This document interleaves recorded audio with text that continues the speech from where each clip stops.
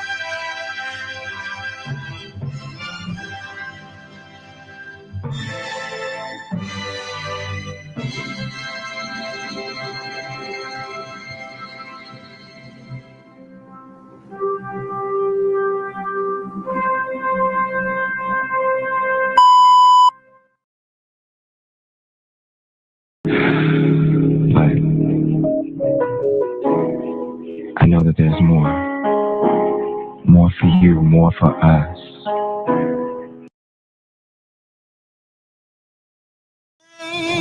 Children, rain all night long. Didn't it all, didn't it all, oh my Lord, didn't it rain? Didn't it rain, children? Rain all night long. Didn't it all? Didn't it all? Oh, my Lord, didn't it rain? You can't run from it. You can't deny it. You can't pass it off. It's your call. God knew what he was doing. He knew who he was calling, and he expertly and intricately detailed every aspect of your life, your being, your persona, your psyche, your physicality, everything about you, from the texture of your hair to the color of your eyes to the way that you laugh to the fingerprint on your thumb. Everything is connected to your calling, and until you walk into the fullness of the thing that you were created for, you will find yourself frustrated. You're called. This is a manufactured criminal case. Ridiculous charges. What happened today was offensive to the Constitution. They've never articulated the crime here. Awaken the sleeping giant. What the radical left Democrats are counting on is your silence and your submission. No one's going to stop us. No one's going to slow us down. And the only way for us to fight back successfully is to elect Donald Trump in November. When President Trump came out and said the real verdict will be on November 5th, he couldn't be more right. But don't get mad. Get motivated. We will fight for our Constitution. This is long from over. Thank you very much.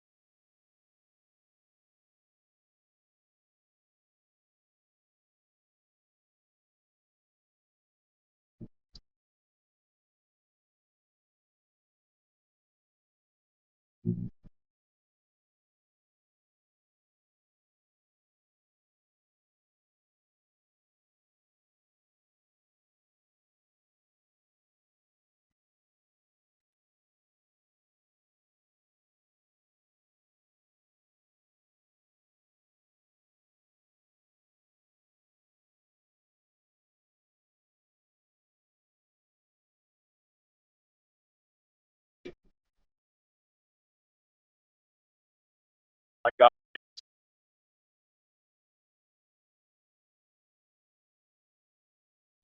that's it.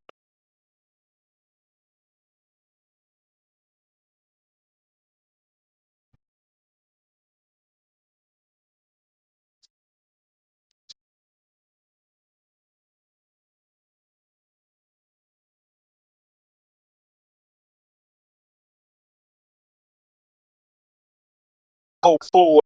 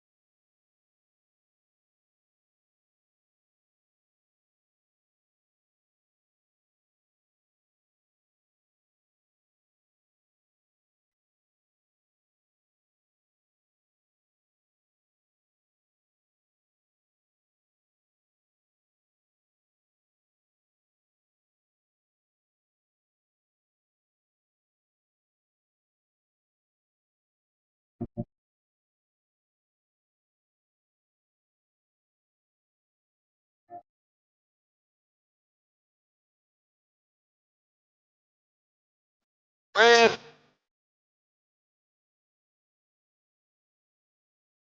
why I love them.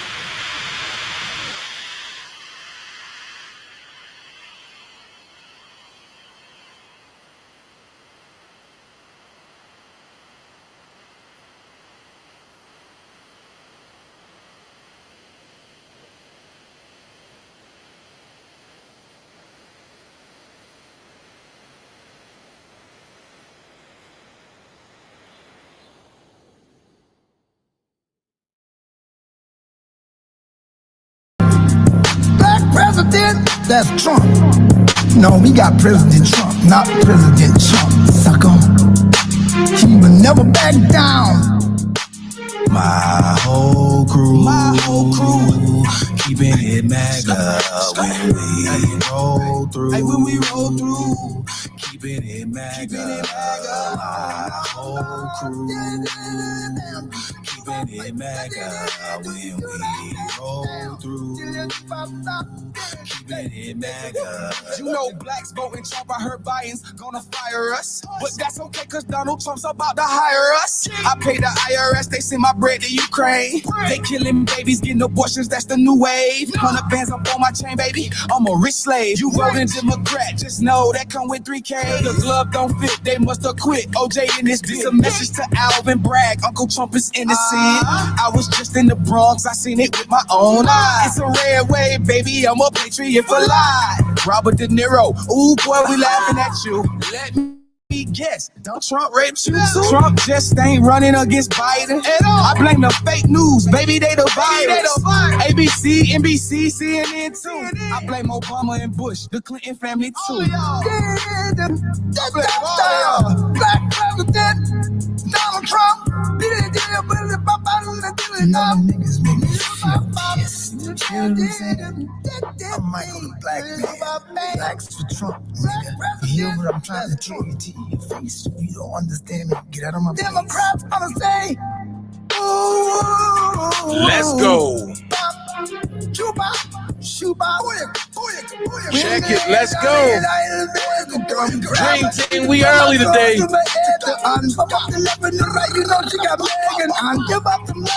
She don't stop begging. I know you're jealous about that, Democrat. Black president, Donald Trump, been spending most their lives living in a future paradise. Let's go. Wasting most their days, gonna find days long gone behind. Who are them who come? Gospel Glam in the building. Big Baby Pernell in the building. What up, Tiff? Darlene, what's going on? G-Joy in the building. Well, I know Willie somewhere around. Miss Lady T in the building, Lex in the building, B White, Mama Love One, Marcia Easton was the first. What's up? What's up? It's the roster speaking to your yes. You know what I'm saying? It's about to go down. Must unite, you know what I mean? Liquor more, you know, see? Right. It's about to go down. And I'm saying this for a reason. Because this live, and I'm going to keep it a buck, this live is going to leave some people upset. This live is going to leave some people mad. This live going to leave some people happy. And this live is definitely going to leave a lot of people educated. What up, DJ D Money? So,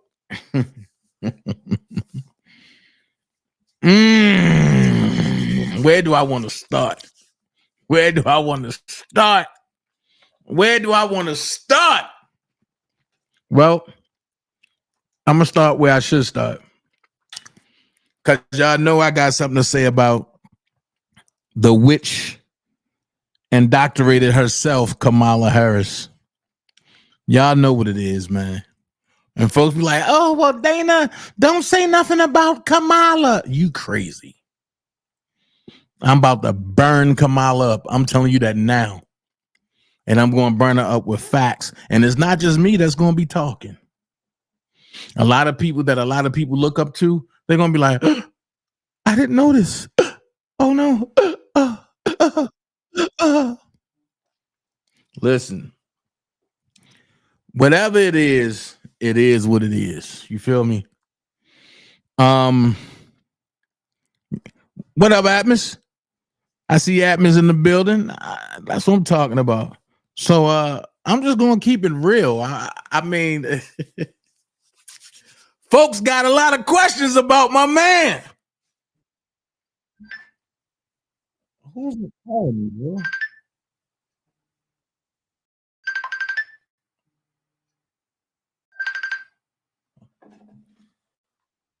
Hold on.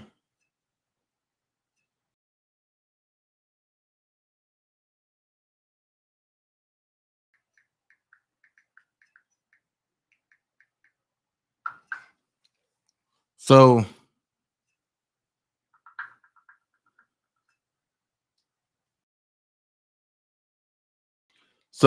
y'all know, like it's gonna be real. You know what I mean? It's gonna be real tonight or today, should I say? It's gonna be real. This has turned. Hold on, y'all. Hey, Sister Christine. Hey, what's up? Well, hey, what's going on? Not man. I've been out of town.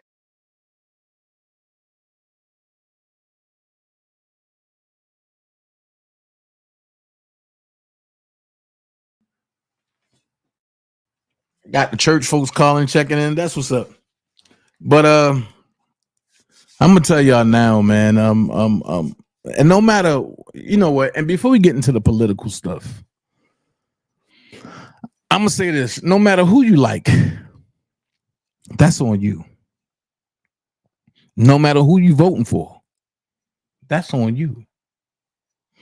And see, I'm glad that I got my mod Tiffany in the chat, because one thing I love about the Dream Team is nobody totally agrees with everything I say all the time. And people don't understand that I do things for a reason. And I know y'all see it, but I'm gonna talk about this later on. You have to be careful of what's going on in this day and time. I have to say that. Hold on. Woo! You have to be careful. I don't know what happened.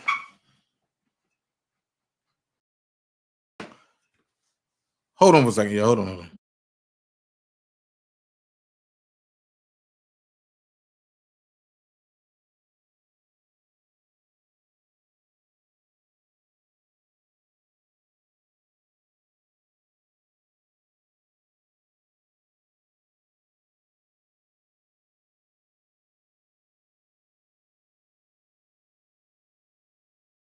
There we go. Much better. I don't know what happened. My God.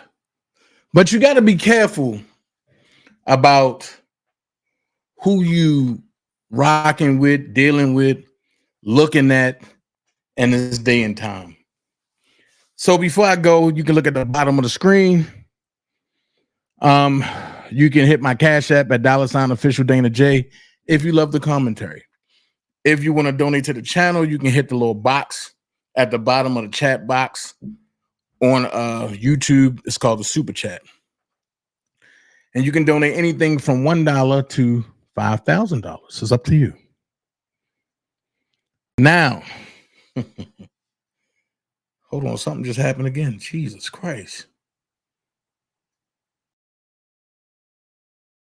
All right. So the thing that is killing people is they are divided, heavily divided. Some people saying, "Oh, I'm not voting for Trump." You got folks saying, "I'm not voting for Kamala." That's your choice. But while that's going on, have anybody found out about this? I told you I got to figure out where to start, so now I know where to start at. Have anybody found out about this? The FBI arrested 17 rabbis from the Catholic Church for sex trafficking kids. Check it out. These were arrests on a massive scale. Amongst those taken into custody by the FBI were city mayors, politicians and religious leaders. The authorities needed buses to cope with the sheer scale of the operation. New Jersey's corruption problem is one of the worst, if not the worst, in the nation. Corruption is not only pervasive, it has become ingrained in New Jersey's political culture. It's thought that religious charities controlled by prominent rabbis were used to launder cash. The arrests were part of a 10-year operation that uncovered money laundering on an international scale, as well as corruption and the sale of human organs in the US, Switzerland and Israel. The list of people we arrested sounds like it should be the roster for a meeting of community leaders. But sadly, they weren't meeting in a boardroom this morning. They were in the FBI booking room. Prosecutors say one rabbi was dealing in human kidneys for transplant for a decade, buying them from vulnerable people at a huge profit. The scale of the corruption across New Jersey has outraged residents. It just goes back to the belief that Hudson County is incredibly corrupt. And I thought we were making headway and becoming less corrupt. The number of arrests was remarkable even for New Jersey, where more than 130 public officials have pleaded guilty or been convicted of corruption in the last 10 years. Wow. So while we over here worried about the wrong thing, it's a mass scale of operation that's going on throughout the world. And about 3.5 years ago, y'all heard me talking about the white hats. Y'all heard me talking about different organizations, stuff that's going on. Hey, Galatians 6:7. And you seen me talking about different things that's going on. And some people was like, well, Dana, it didn't happen. So it's not true. But now you see it starting to come to life. You're starting to see certain things starting to come to fruition from what I was saying. So now I'm going to jump back onto this presidential thing. I'm going to ask a question. How many people in the chat, and I need either a hell no or a hell yeah, if you will vote for Donald Trump, or if you're voting for Donald Trump, put a hell yeah in the chat.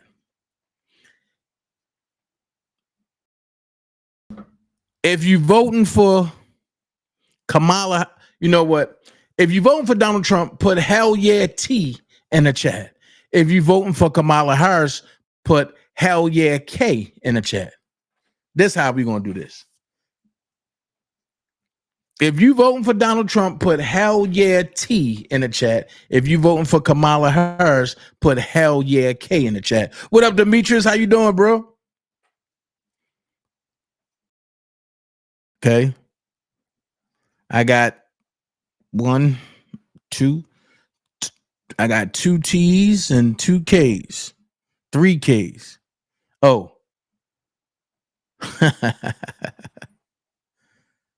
Okay. I got 2 K's and 3 T's.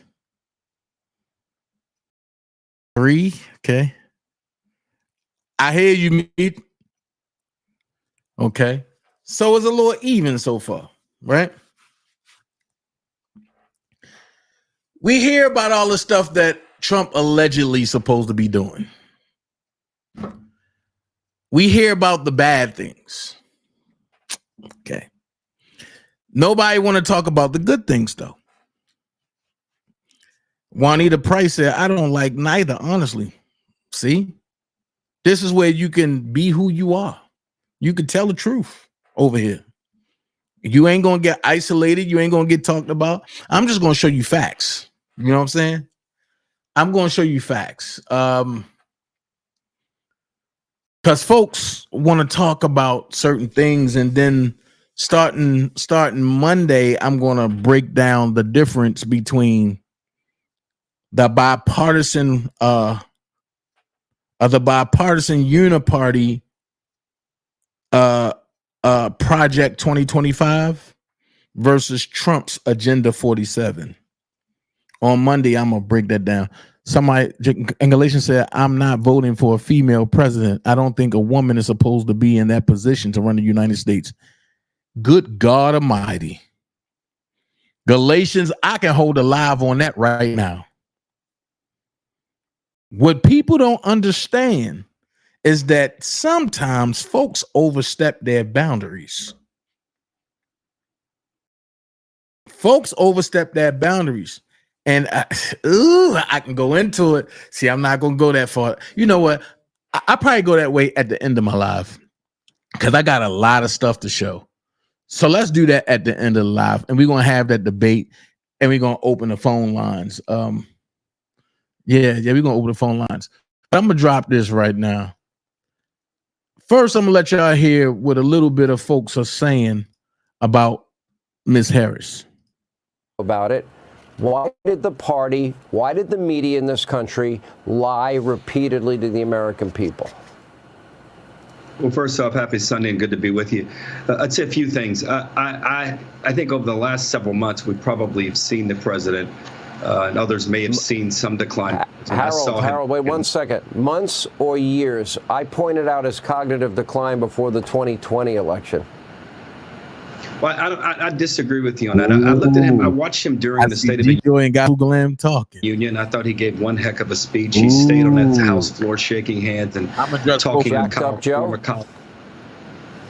And then he came out during the debate. But for the 3.5 weeks, Brett Baer was right. The 3.5 week run we have had is nothing short of astonishing. Brett writes a lot of books on 3 days. This will be interesting if he makes a 3-week one. You consider that bad performance. You consider the assassination attempt of President Trump, the unbelievable convention that the Republicans had, and then just in the last several hours, the exit of President Biden. Whatever. Did you know you could be entitled to a 5 or 6? Hold on, because we're going to break this down. Yo, everybody saw it, yo. They were propping him up. They were propping him up. Like, literally, it was like weekend at Bernie's, weekend at Biden's. I don't even want to say Bernie's because it makes me think of Bernie Sanders, who would have been way better than Biden. But, like, this is just crazy. Has, I think, for her, the next 36 to 72 hours are the most critical for her. If she's able to keep others out of the race, she'll have a public statement where she will actually have to present. We all know that some of her presentations in public have not been the best. I think the country will be. Are you kidding me? Not been the best. We want unburdened what needs to be unburdened. She doesn't even say.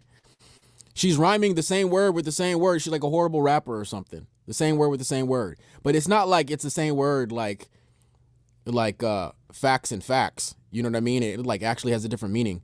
Like it just doesn't have a different meaning at all. And she's doing this word salad in this just roundabout, and she's not even doing it. Like, do you guys really want to hear that cackle and that roundabout? It's worse than Jen Psaki when she sang "Circle Back." At least Jen Psaki had, you know, more to say, and then she said, "I'll circle back."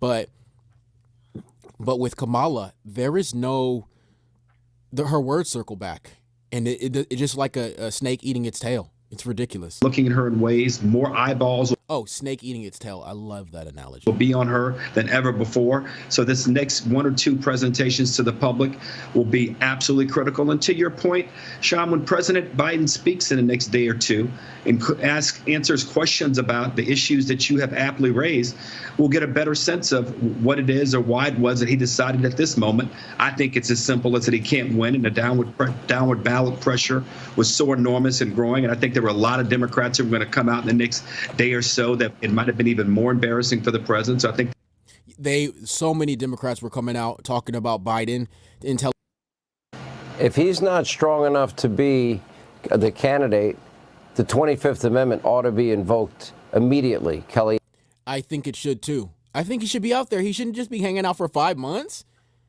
He got COVID again for the 3rd time, went home to Delaware, hung out by the beach, enjoyed the National Ice Cream Day with his double chocolate chip that he likes, and then he's just strolling back in. I don't understand it. It's not fair to the American people.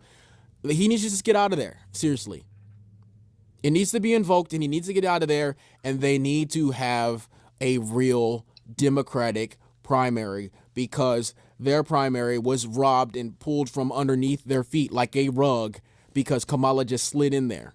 She was dead last. Nobody even wanted her. This is just so ridiculous. Let's see what they got to say. Leanne, your thoughts about the fact that everybody knew about his cognitive decline. It is not a surprise. Everybody knew. They were willing to cover it up until it began until he began to bleed in his polling. I don't know if they planned this, but I love the yellow theme that they got going. They both, even though it's Democrat and Republican, you got both yellow on both sides, and then you got the blue. I know it's random, but I know other people out there think the same thing as me. I know you do. Anyways, let's keep moving. Then it became about power. Actually, Sean and Harold, it actually happened when they started to worry about their own seats. You know, most of them were saying, please step aside, pass the baton, Mr. President Biden, because you're going to help us lose the House and the Senate as well as the White House. So it was very... Yo, you know what? You want to know what's so crazy? There was actually a campaign called Pass the Torch. So hold on. So with that being said, right? I'm gonna say be careful what you ask for with Kamala. You know what I'm saying? Be careful. And the reason why I say be careful is because now we about to go into the segment that I call Unwrap the Chain. Now, Kamala backed Jussie Smollett. A lot of people ain't going to talk about it, but it's a new documentary out that everybody should be talking about called Anatomy of a Hoax. Go watch that. They said it's like Surviving R. Kelly times 30 on steroids. But I want y'all to hear what the brothers say. And before I read about Kamala, you know what? I'm going to read about Kamala Harris first. It says Vice President Kamala Harris once called infamous hate crime hoaxer Jussie Smollett a victim of an attempted modern day lynching. Now the presumptive Democratic nominee for president, Harris to this day has not deleted her 2019 social media post that repeats the false claim, even after the Empire actor's criminal conviction in Illinois for the faked attack. Smollett claimed 2 masked men doused him with bleach, put a rope around his neck, and said, "This is MAGA country," in the heart of Chicago during the 2019 polar vortex. Jussie Smollett is one of the kindest, most gentle human beings I know. I'm praying for his quick recovery, California Senator Harris posted on X, formerly known as Twitter, January 29th, 2019. So hold on. If she's backing him, and she was one of the front runners to help him get out of jail early, right? Because She's saying that he was attacked. Now watch this. Why would these brothers say this is MAGA country? Why? Because they knew that Donald Trump was coming. You know what I mean? Say what?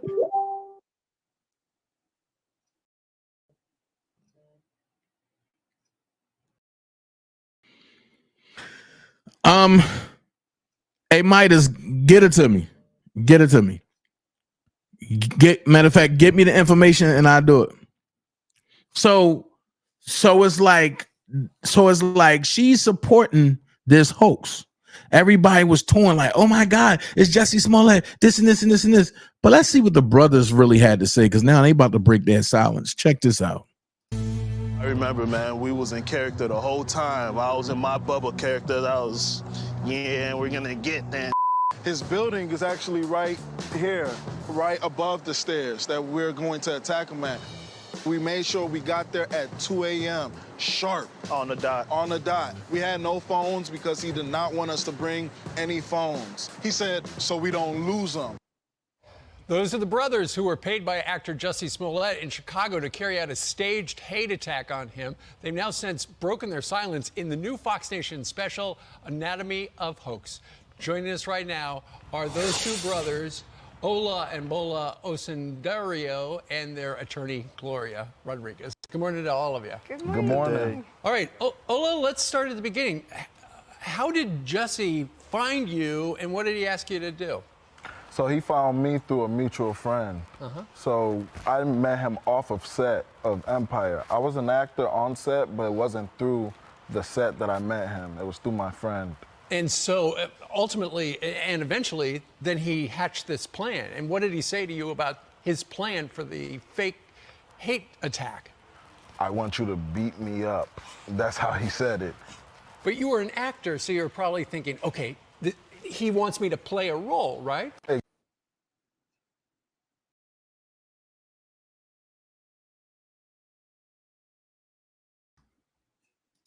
Exactly. Okay, so when your brother told you about this plan, what'd you think? Man, I was like, this cannot be real. Like, this is some Hollywood stuff right here.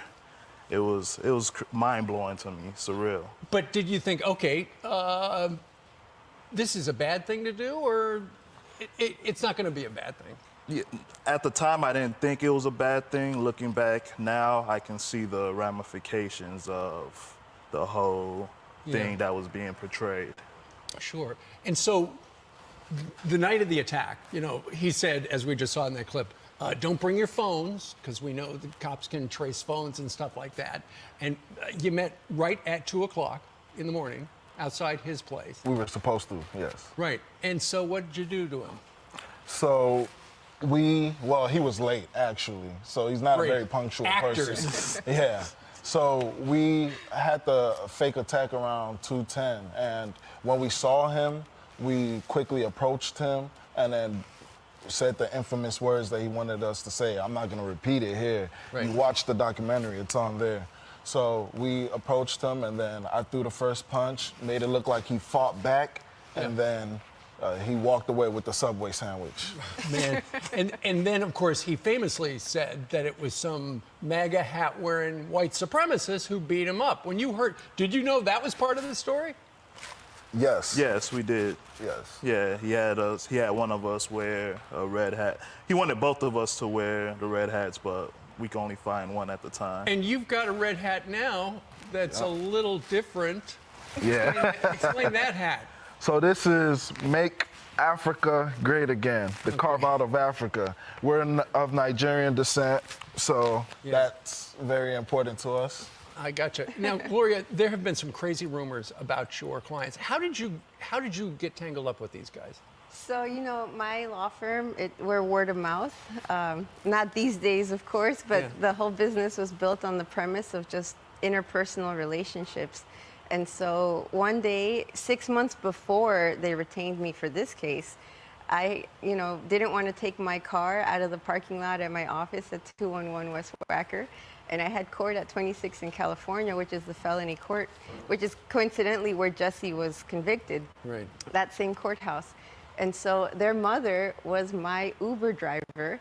And I gave her my card and I said, if you ever need a lawyer, you know, feel free to call me. And so 6 months later, they did. I got you. And you met them when they were in big trouble. Now, given hindsight, you want to apologize, right? You feel bad about everything that happened. Yes. Go ahead. Yeah, definitely. An important thing for us was justice for Jussie. Justice for Jussie was an important thing for us. Call him Juicy. We saw how bad our characters were being attacked at the beginning of all this. But we didn't want to go back and forth in the media. Yeah.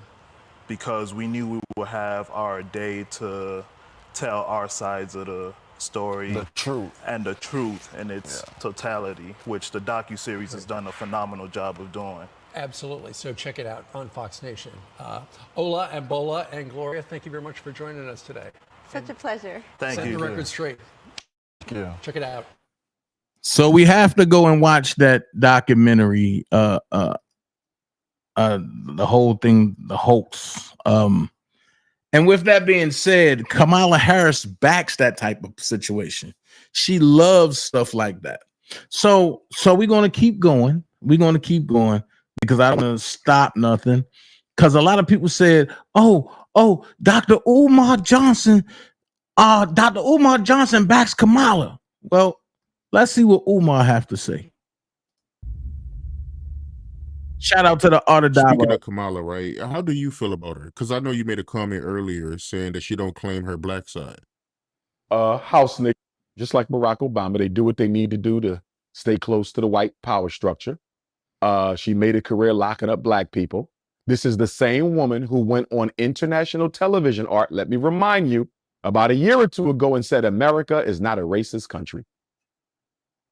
You want me to go vote for a so-called black woman who went on international television and told the world that America is not a racist country? She spit in the face of the family of Trayvon Martin. She spit in the face of the family of Breonna Taylor. She spit in the face of the family of Michael Brown, Alton Sterling, Philando Castile, Amir Locke, Dante. We can go on and on. Tamir Rice, all the Africans murdered by police, which are state-sanctioned executions. Let us be clear. The police are agents of the state. When the police kills a black person, that is a state-sponsored execution. And in response to all this racism, the execution of George Floyd, this part-time black woman says America is not racist. And when I say part-time, Art, I'm not poking fun at her because she's being mixed race. I want to be clear. I'm poking fun at her because she can rarely be found speaking up for black people. My issue ain't her being mixed race. Nobody's responsible for how they come into this world. My issue with her is not identifying with her people. I remember another interview I saw with Kamala Harris, Art, and she said, somebody asked her, what are y'all going to do for black people? And she said, we can't pass laws just for black people. She said this, we can't do things just for black. Well, Kamala Harris, can I ask you a question, Madam Vice President? If the Democratic Party can't do anything just for black people, why did y'all pass a law only for Asians? Why did y'all pass a law only for Native Americans? Why did y'all pass a law only for transgenders? Why did y'all pass a law only for LGBTQs? Why did y'all pass a law only for immigrants? If you can't do anything just for black people, this is what she said. It came out of her mouth. If you can't do anything just for black people, how was it possible for you and President Biden to do all these other things for specific ethnic groups in this country from whose benefit no other group can take anything from? Complete contradiction. Kamala Harris is not for black people. But you know what's going to happen? I'm going to tell you why they went that way. Or if they stay that way, they could flip her out. But let's say for the sake of conversation, because Joe Biden did pass her his nomination, even though it's not his decision. She has his support, but the party got to choose her in Chicago. But let's say Kamala Harris gets the Democratic Party nomination in Chicago the week of my birthday, August 19th, I believe the DNC begins, or the 17th. Leo Nation. Anyhow, Here's why they're going to go that way, Art. Why are the Democrats about to give us the first woman president in American history? I'm going to tell you why. In 2022, there were 10 million more women registered to vote than men in America. Now I'm talking everybody, Art. Black, white, red, yellow, brown, gay, straight, everybody. There were 10 million more women registered to vote than men, even though there's only about 3 more million women than men in this country. Population-wise, there's not a great gender disparity. You only see that when you come to the Black community for reasons of extermination, incarceration, okay, miseducation, right, and sexual confusion, right? So outside of Black America, the male-female gender balance is almost the same. I believe there's 168 million adult women in America, and there's about 165 million adult men in America. So you only have a 3 million person discrepancy. Now, those 10 million votes, there's 10 million more women registered to vote than men are. Elections have been decided by votes less than 10 million. You've had elections decided by 1 million. You had elections decided by 2 million. You've had elections decided by 3 million. You've had elections decided by 700,000 votes. Kamala was in on it. She covered up Joe's obvious mental decline. Our president is in good shape, in good health, tireless, vibrant, and I have no doubt about the strength of the work that we have done. But Kamala knew Joe couldn't do the job, so she did it. Look what she got done. A border invasion, runaway inflation, the American dream dead. They created this mess. Kamala owns this failed record. Make America Great Again, Inc. is responsible for the content. If there's 10 million more women registered to vote than men in America across all race, colors, and class, if we nominate Kamala Harris as the Democratic Party's president, can she bring us those women votes, those undecided women? Can Kamala Harris bring us all the poor Black women, the working class Black women, the upper class? Can she bring us the white middle class women? Can she bring us the poor white women? They are banking on, Art, the fact that there's 10 million more women than men registered. And if we stick Kamala Harris out there for us, can she bring us the greater share of those 10 million female votes? Here's what it's going to come down to. Do white women prefer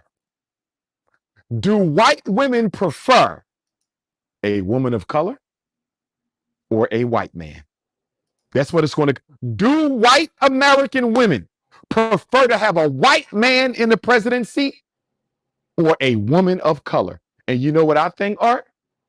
I'm not completely decided, but I would say to you, wasn't this question already answered for us when Donald Trump took on Hillary Clinton?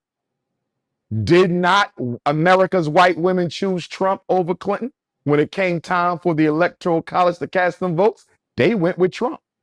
So if they chose Trump over Clinton, here's the question, Art. If American white women chose Donald Trump over Hillary Clinton the first time Trump ran against a Democratic female, why would they switch and choose Kamala Harris over Trump the second time?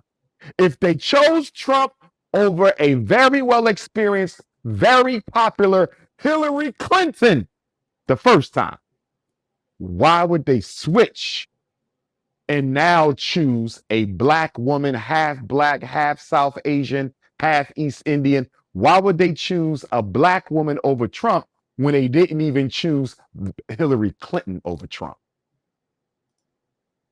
But I'm telling you this, brother, I'm going to the Democratic National Convention. I'm going to try to get there because that's going to be a circus. You ain't seen a nigga show in your life like what you're about to see, because they got to outdo Hulk Hogan. They got to outdo Amber Rose. They got to outdo Ben Carson. You want to see a house coon show in Chicago like you have never seen. I cannot wait to see which rapper. I cannot wait to see which rapper which basketball player, which football player, which comedian, which actor. I cannot wait to see which one of these house Nick celebrities is going to go to bat for the Democratic Party. And here's my thing, Art. I'm not dismissing the black celebrities for speaking at the Democratic National Convention just for that reason. I'm dismissing them, Art, because they're going to go up there, show up and show out for the Democrats without a single promise to their community, without a single pledge to their community, without a single concession to their community. With all we've been through and all we about to go through, how the hell can you fly your ass to Chicago, basketball player, football player, rapper, actor, dancer, singer, comedian? How can you go up there and show up and show out for Kamala Harris, who never did a damn thing for black people? That's my issue. And I'm going to tell you this right now. Every black person listening to me, on November the 5th, you need to be in a black community when the election results are read. My bougie nigga living in the suburbs, living in an all-white community, you do not want to be caught outside on November the 5th if Donald Trump loses. Because here's my thinking, Art. We only got 3 months and a few weeks to the presidential election. Let me say that again. We only got 3 months and a few weeks to the presidential election on November 5th. You mean to tell me Joe Biden backs out with 3 months left, anoints Kamala to his spot? She only got 3 months to campaign, and you still going to beat a very popular Donald Trump? Not at all. Do you think the American people are going to believe Donald Trump lost fairly after y'all tried him in court, convicted him in court? And I know we'll get later to the artificial assassination, but nonetheless, do you really think Americans are going to believe Kamala Harris beat Donald Trump straight up? I'm not too sure about that. And if poor white America thinks they were robbed of this election, do you like having a P.O. box but are tired of wasting time and money driving to the post office? And that January 6th takeover, that was nothing but a pool party for what you're about to see in this country if Donald Trump loses this election. I would not want to be a black person in a white neighborhood on November the 5th, 2024, when those presidential election results are read and Donald Trump is not the winner. I believe white folks are going to show up and show out, Art. You better have a gun, a knife. Black people better exercise, what is it, our Second Amendment rights? Right to carry, is that the Second Amendment or the Fourth? I want to say the second. I think it's the second. Black folks better exercise their right to carry. You better buy every gun, every bullet you got, because if Donald J. Trump loses this election, going against a Democrat who had 3 months to run, you had 3 months to run and you beat Donald Trump, white America gonna flip off, Art. I'm going to make sure I'm ready, brother. Make sure you're ready. And I want all my American Africans out there, wherever you live in America, especially if you're in a city that's predominantly white, if you're in a state that's predominantly white. You know, we in Philly, which is half black, half white, 50-50. You know what I mean? But black people, please be prepared for what can happen on these streets if Donald J. Trump loses that election. And to that point, Art, this is why I think the shadow government has a lot of deciding and a lot of reasoning and a lot of debating to do. Because here's the thing, Art. If you steal the election from Trump and give it to the Democratic Party, whether it's Kamala or anyone else, because you want to make sure China doesn't take over Africa, and you want to make sure China doesn't take over the Caribbean, and you want to make sure China doesn't take over second and third world, Central and South America. So you want a Democrat in there because Democrats have always had better relationships with black countries. If you do that, you might win the world, but you might lose America. Because if these white folks flip out, Art, look, let's be honest. The American public has more weapons than the American military. Let me say that again. The American public, 350 million people, they have more guns than the U.S. military. Now, the military has better weapons. The military has better weapons. but the people have more weapons. American military is no more than 500,000 people, Art. There's no more than 500,000. How are you going to put 500,000 against 350 million with more weapons? You're not winning that. If the U.S. military has to go to war with her own citizens, I believe the U.S. military will lose. And I believe a lot of people in the U.S. military will side with the American people. And by American people, I mean white American people. So the National Security Agency, the Council on Foreign Relations, the Bilderbergers, the Federal Reserve, the Trilaterals, the Illuminati, the House of Rome, the Rothschilds, the Wahlbergs, the Morgans, the Stanleys, the Rockefellers, they got to ask themselves, if we rob Donald Trump so we can maintain Africa and the Caribbean, will that lead to social unrest in America? Will America degenerate into chaos? Will we have to evoke martial law? That's a hell of a decision to make. Do I go for the resources or do I maintain American status quo? Because Art, if America breaks down internally, China is the new superpower. The only thing keeping China from being the world superpower right now is this country. If this country descends into chaos, China runs the world. Does the power structure, does the secret government of this country really want China in charge? That's the question. Yeah, that's real talk. And speaking of Kamala, that's Montel Williams' old joint, right? I believe they dated. I believe they dated.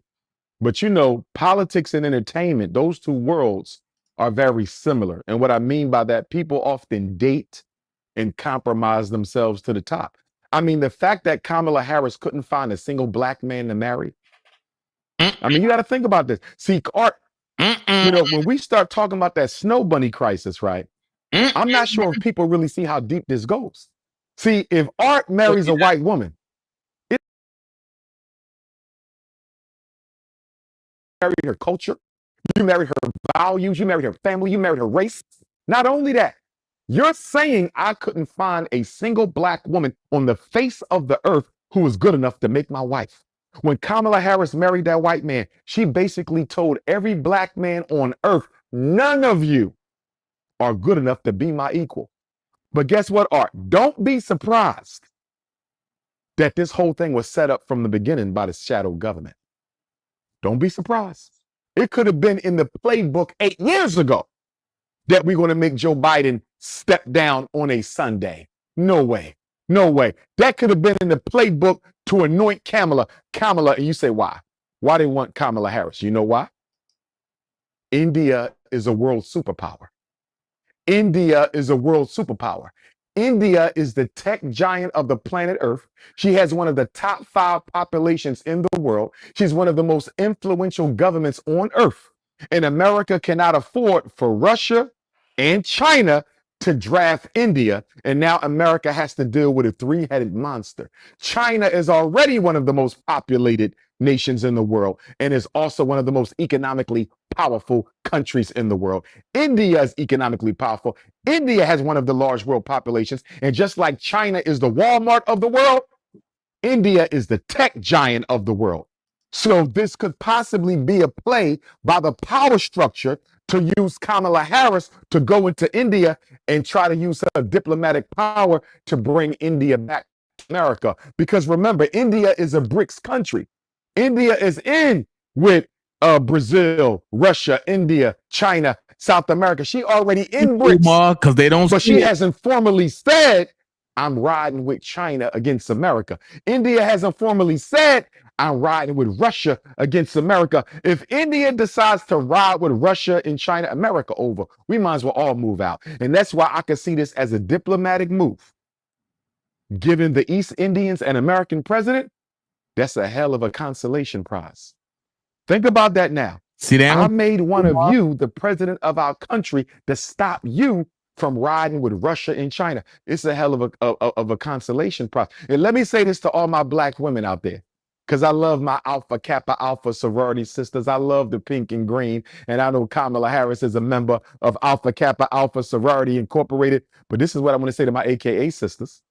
and all black women, not just my AKA sisters who I love and respect, tremendous respect for the AKAs and all the sororities, the whole divine nine. But if black women think Kamala Harris going to get in office and take care of them, if black women think Kamala Harris is going to get in office and take care of them, or they got something else coming. You know what she's going to take care of? Her East Indian immigrants.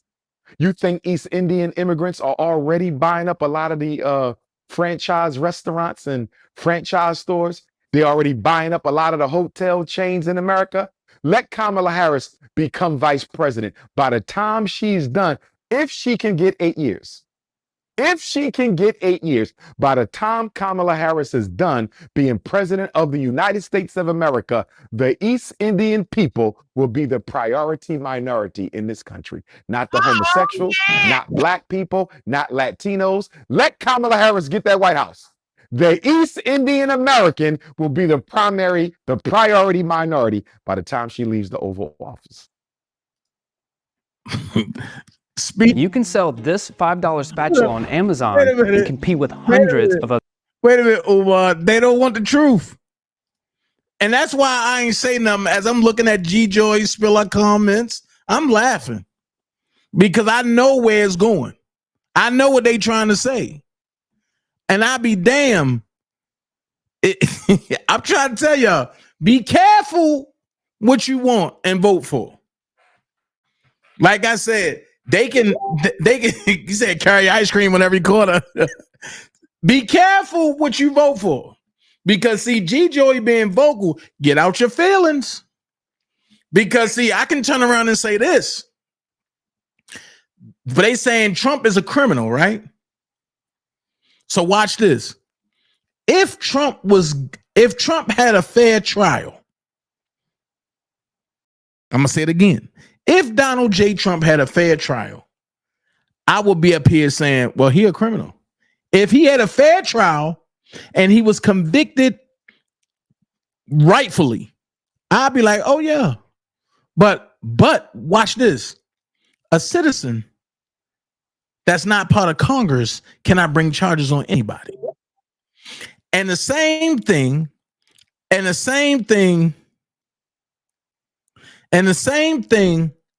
that the Democrats and the government tried to do with Jack Smith is the same thing they trying to do with Kamala Harris. You got to realize this. God got Donald Trump in place for a reason. And I know a lot of people say, oh, don't say that, but don't say that. Listen, man. Listen. Ain't no man gonna go through everything that man done went through and then still fight. I'm gonna keep it real. He's not taking a paycheck from the government, nothing. Nothing.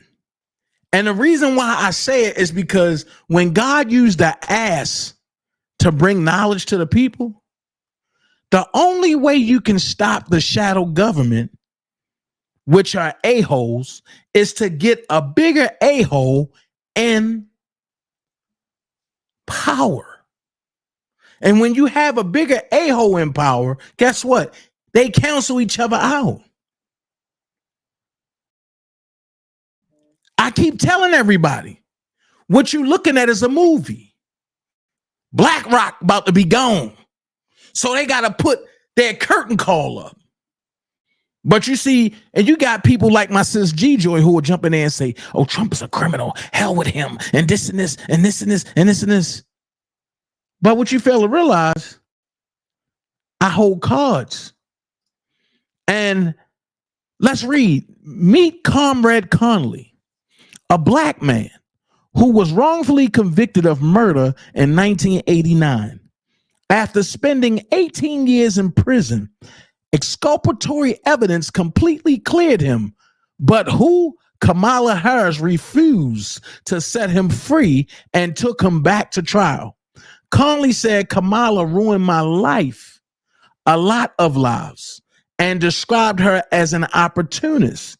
Conley was 40 years old when he was locked up in 1992, locked back up in 1992.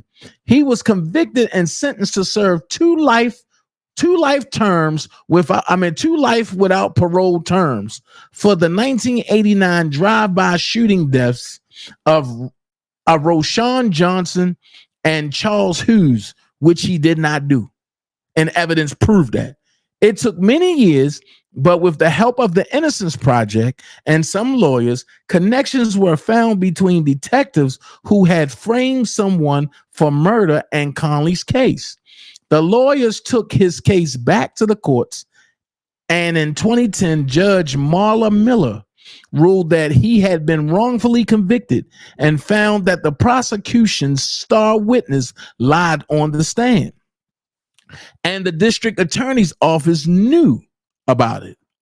In an interview after, the star witness Clifford Polk actually confessed he had made up the allegations that sent Conley to prison and admitted fear of being put away himself had driven him to it. The judge ordered Conley to be released, but Kamala Harris stepped in and took him back to trial in her last month as San Francisco DA. He said, had Kamala not played those games, I would have walked out of prison. I was in straight home. Comrade was ultimately cleared of all charges by the jury in absolute devastation for Kamala Harris. It came out a few days ago that he's about to get paid $3.5 million from San Francisco for the injustice Kamala Harris caused him. Many such stories like this. Hold on, but y'all want me to vote for her and she doing stuff like this? But hold on. Some of y'all same people that's sitting back talking about, I'm voting for Kamala. I'm gonna ask you a question. What about the injustice of the black man? What about the injustice of the black man? Have y'all forgot about that? Then I see G-Joy talk about Central Park 5. Watch this. Not only did Donald Trump apologize publicly for the Central Park 5 situation and for his comments, but Donald Trump was not the prosecutor on that case. Donald Trump was not the prosecutor on the case. This heifer was the prosecutor on his case. And she reminded me of Fannie Willis.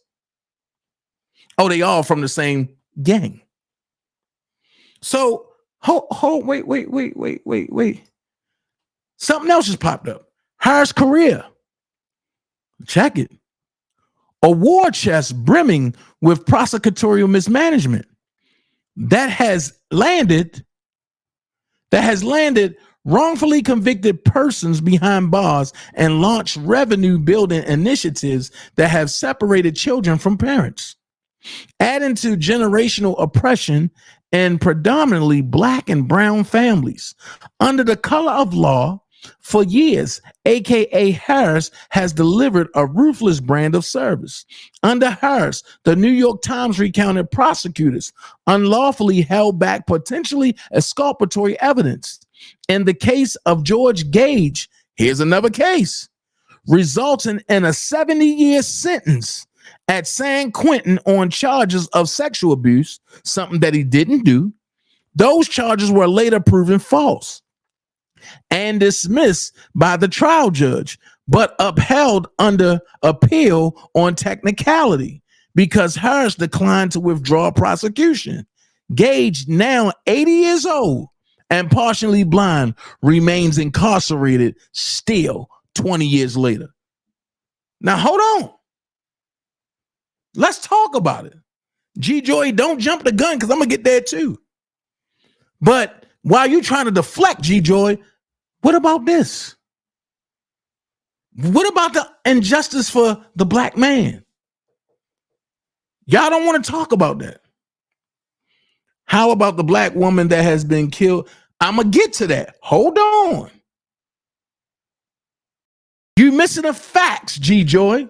Get out your feelings. The facts is Kamala Harris is the prosecutor on these cases. not Donald Trump. And the problem is, y'all don't want to face reality of what's going on. And I'm going to keep it a buck. Y'all looking for the great black hope, and the great black hope, there is none. Y'all doing the same thing that the Caucasian folks and was doing back during the Dr. King marches. Oh, we going to get a great white hope. Y'all thinking that Kamala Harris is Joe Johnson. No. And let me bust your bubble on this Donald Trump a felon thing. This country was founded on felons. The forefathers were nothing but felons. So before you come talking reckless, know what you're talking about. I'm talking about what's going on now from the prosecutor, Kamala Harris. But nobody want to talk about that. And I wonder why. Why nobody want to talk? Hold on, let's go a little deeper.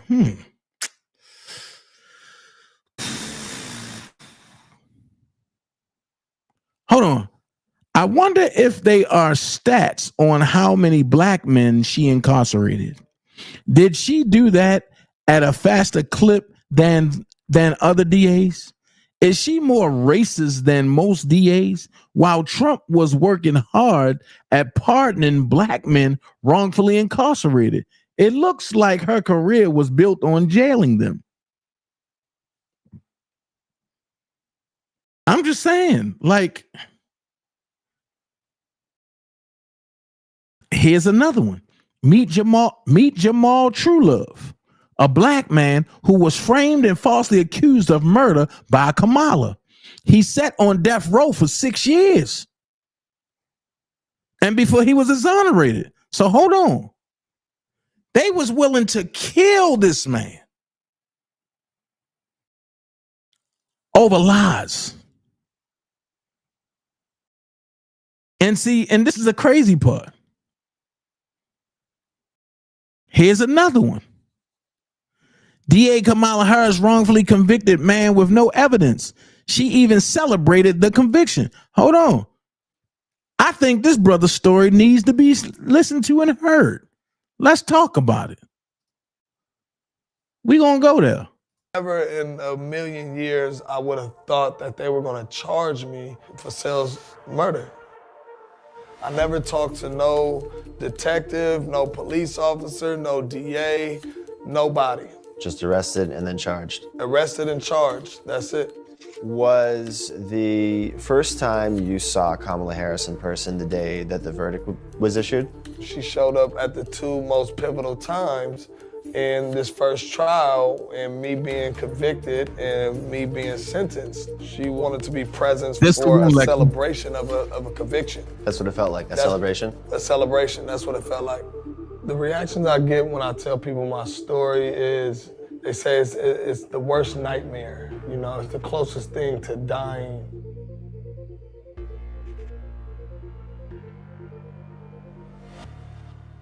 Jamal, I'm going to read you a quote real quick. The job of a progressive prosecutor is to look out for those overlooked, to speak up for those whose voices aren't being heard, to see and address the causes of crime, not just their consequences, and to shine a light on the inequality and unfairness that lead to injustice. It is to recognize that not everyone needs punishment, that what many need, quite obviously, is help. Kamala Harris wrote that in her book, The Truths We Hold. Does that sound consistent with the kind of with the brand of justice that you saw administered by offices that she was running? It definitely sounds like Kamala Harris right now as a senator, but at the time of her being the head district attorney of San Francisco, that is almost polar opposite of what I felt and what our community felt in San Francisco. So Jamal, where are we? Right now, we are in Sunnydale Projects, where I was born and raised at. Now, this isn't a place that you'll want to bring outsiders into, and a place that they don't want to go. This ain't a place that feels comfortable. It feels like you might get robbed, you might get shot. The police were keeping files on you. your brothers and other people who were living in Sunnydale from a very young age. They had already had me labeled because I'm in this community as a potential gang member, potential killer, potential drug dealer. You gotta wake up to the fact that, you know, things are set up against us. There is a conspiracy. Yes. It happened to you. Exactly. There It's is proven a in big, court. Absolutely. Places like this have been developed for predominantly African-American people to not be able to succeed beyond it. Yeah. What did you know about Kamala Harris? What did you know about San Francisco having a black DA? Nobody in the hood ever worried or focused on the DA position in general, but people did focus on it just a tad bit, that it was black, and feeling like, okay, this black lady in office, Kamala Harris, she was gonna understand where we come from, you know, and have more of a sympathetic way of prosecuting people that come from our communities who have been plagued with no opportunities. This is Hunter's Point, where these different projects and communities used to really war with each other. Jamal, in July 2007, what's going on in your life at that point? I had recently just came off of I Love New York, and also that's when my friend Sel Kuka got killed. More than a year goes by and no one's been arrested in the case. You hadn't even been questioned. Haven't even been questioned, no. The police was still, you know, trying to get a conviction by all means necessary. When I was arrested for it, the community knew I didn't do it. And it was here we go again. See, this is why we don't trust, you know, law enforcement, because it gets to a point where somebody who didn't do something goes to jail for it. I don't have no history of crime. What's up, boy? I have a history of being around in the community, but that doesn't mean that I'm a suspect. I'm like, oh man, I'll be out within 72 hours. They're gonna figure this out. They're gonna clear this up. And then when you found out what the evidence was that they supposedly had you on, there wasn't much there. Can you describe what it was? They had a woman saying that she seen me kill Sel. The second witness that they had really wasn't a witness at all. She said anything that the police officers wanted her to say, and they said that her recollection of the events was extremely credible. So that's what ultimately got the arrest warrant. The District Attorney of San Francisco, Kamala Harris, appeared in the courtroom during your trial twice. Yeah, the two times that Kamala Harris showed up to my trial was when I got convicted, and also when they laid down the sentencing. When you saw her on the day that the verdict was handed down, did you take that as a bad sign? It felt to me that she was well aware about my case, and she was there to set her presence, almost take pride in getting a conviction.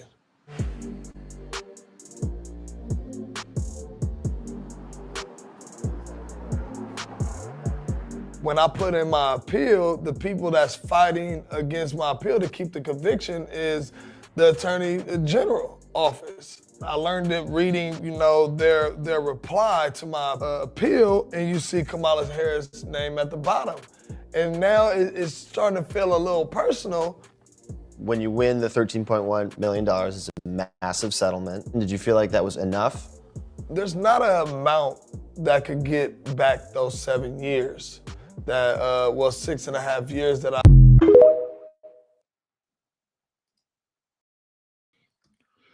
So, with that being said, right? There's so much more we can go. It's so much more. It's so much more. It's so much more. It's so much more. There's so much more I can go into, right? But I see G Joy posting something, right? And I had a conversation with some more of my sisters today about something that was posted. Oh, hold on, y'all. Hold on.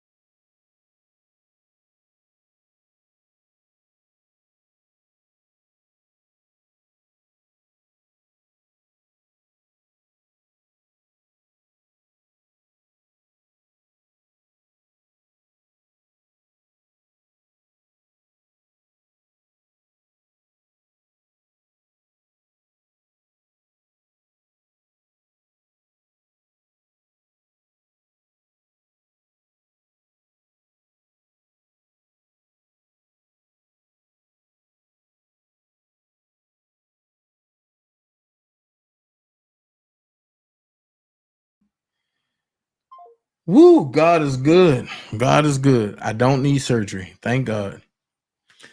All right, now let's get back into it. Sorry about that, y'all. I had to take the call from my job. My doctor called. So Shoni, yeah, woo, dirty work. Yeah, definitely. So what I was saying is I had some conversations with my other sisters today.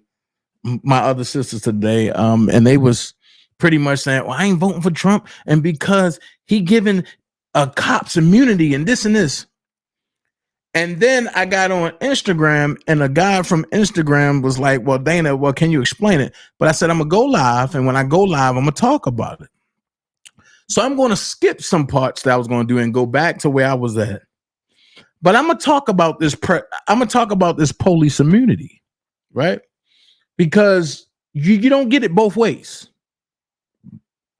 And what people are under the impression of is guys like the Caucasian cop in Chicago that killed but that unalived Miss Massey for no reason, that would be allowed and then he'll get immunity. No, that's not the case. That was the case under Barack Obama and under Bush and Clinton. But that's not the case under Trump. At the end of the day, when he's saying give immunity to police officers, he talking about the ones that serve and protect the right way in the community. But you know what? You don't even gotta listen to me. I let the man tell you for himself in 2 slideshows. Now, since people saying, oh, well, Dana, play what he said. I'm not just gonna play 1, I'm gonna play 2. Check it out. I want y'all to tell me what he say after that. Here we go. Yes, sir. You're a good-looking guy. Look at that guy. Looks like a banker from Wall Street. You can see I'm an old man, and I have grandchildren that I want to see taken care of. Right. And I want them to know that they can have the same life that I have had.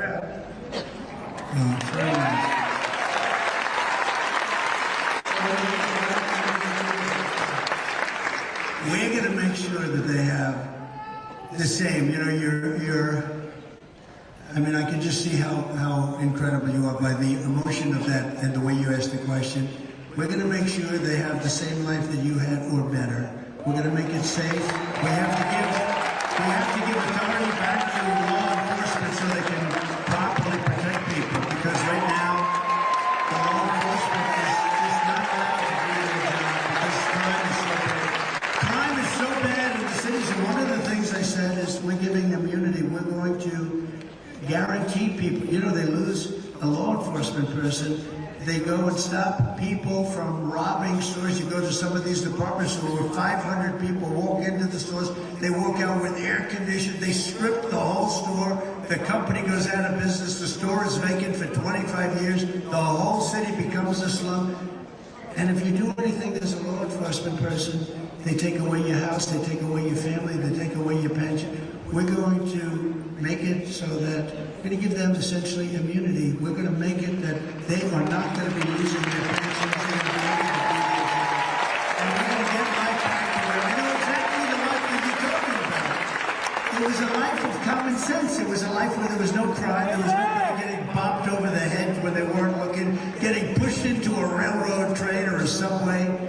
It's just horrible what's taking place. It's horrible. It's evil. We're going to get it back to common sense. We're going to have law and order. Thank you. Yes, ma'am. President. Do you want to? Hold on. That's one. Not only did he say it there, but he doubled down here. Let's check this out. Because one thing I don't want people to be as ignorant about situations. Now check this out.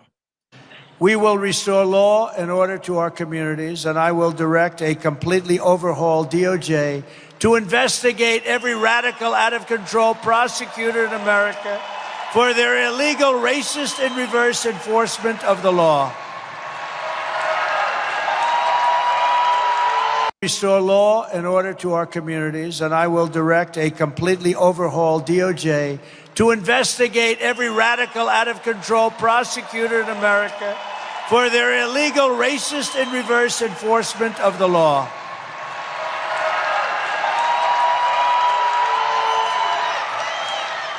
I am also going to indemnify all those policemen that were shaking my hand back there. You better be listening. Police officers, law enforcement, please listen. But we're going to indemnify police officers and law enforcement officials throughout the United States from being destroyed by the radical left for taking strong actions on crime. They're going to be indemnified. We're going to pay them for their costs, for their lawyers. You know, policemen have to go, in many cases, hire a lawyer to protect themselves. The state doesn't want to get involved. These people are crazy, what they're doing to our country. Policemen are forced not to do anything when they want to, and under the threat of losing their pension, their house, their family, they lose everything. And they're afraid to move. They have to be. Anybody would be. They lose their house, their family. They lose everything. They lose their pension. And we're going to indemnify them, do the job. They can do the job, and they want to do the job. When they're standing there in front of a department store that's being looted by 400, mostly kids, but other people too, and they want to do something so badly, but they're told not to because there's liability. They're not going to have any more liability. They're going to do their job. They're going to stop it. We're not going to let that happen anymore. In addition, we will take over our horribly run Washington, D.C. and clean up, renovate, and rebuild our capital so that it is no longer a nightmare of murder and crime. You see what's happening? But rather will become the most beautiful capital anywhere in the world. It's a mess. It's a filthy, disgusting mess. Our parks will be cleaned, our tents and graffiti, all of these tents and graffiti, they're right in the middle of the most beautiful parks in the world. Those tents and graffiti will be removed. Slum areas will be demolished and rebuilt to the highest level of architectural elegance. Washington, D.C. will become a symbol of beauty, security, freedom, and strength. Not what it is now. Not what it is. So I have a question for all the people that ran with the narrative. Oh, he's trying to indemnify the cops and this and this and this and this. I'm trying to figure out, where did he say he's given immunity to all bad cops? Because he clearly said he's cleaning up the lawless and racist cops and prosecutors. So once again, Shona, you're right, but he racist. This stuff he's been saying, but due to fake news, people rather believe a lie. Truth shall make you free. Facts. They want a reason to hate him. Now is Dana saying he perfect? Hell no. Trump got skeletons in his closet just like everybody else. But has he been picked for this day and time for this job? Yeah. And he's been picked by God. Why would God pick Donald Trump? Well, who else going to do it? Who else is a experienced butthole? I'm gonna put it like that. He don't care. They not paying him because he's not accepting the salary, so you can't dictate what he do. He's not a puppet. And the only thing he want to do is what all of us should want to do. And that's build for our future. What he's doing is not for him. It's for his generations to come. That's why I said a lot of people don't see what's going on because they tunnel vision.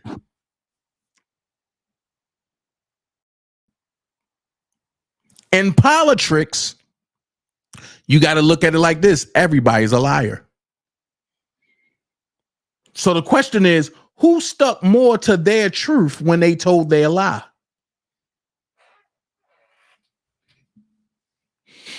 Make it make sense. That's what you got to know. Who stuck more to their truth when they told a lie. Then you got to figure out what was the lie and what was the truth.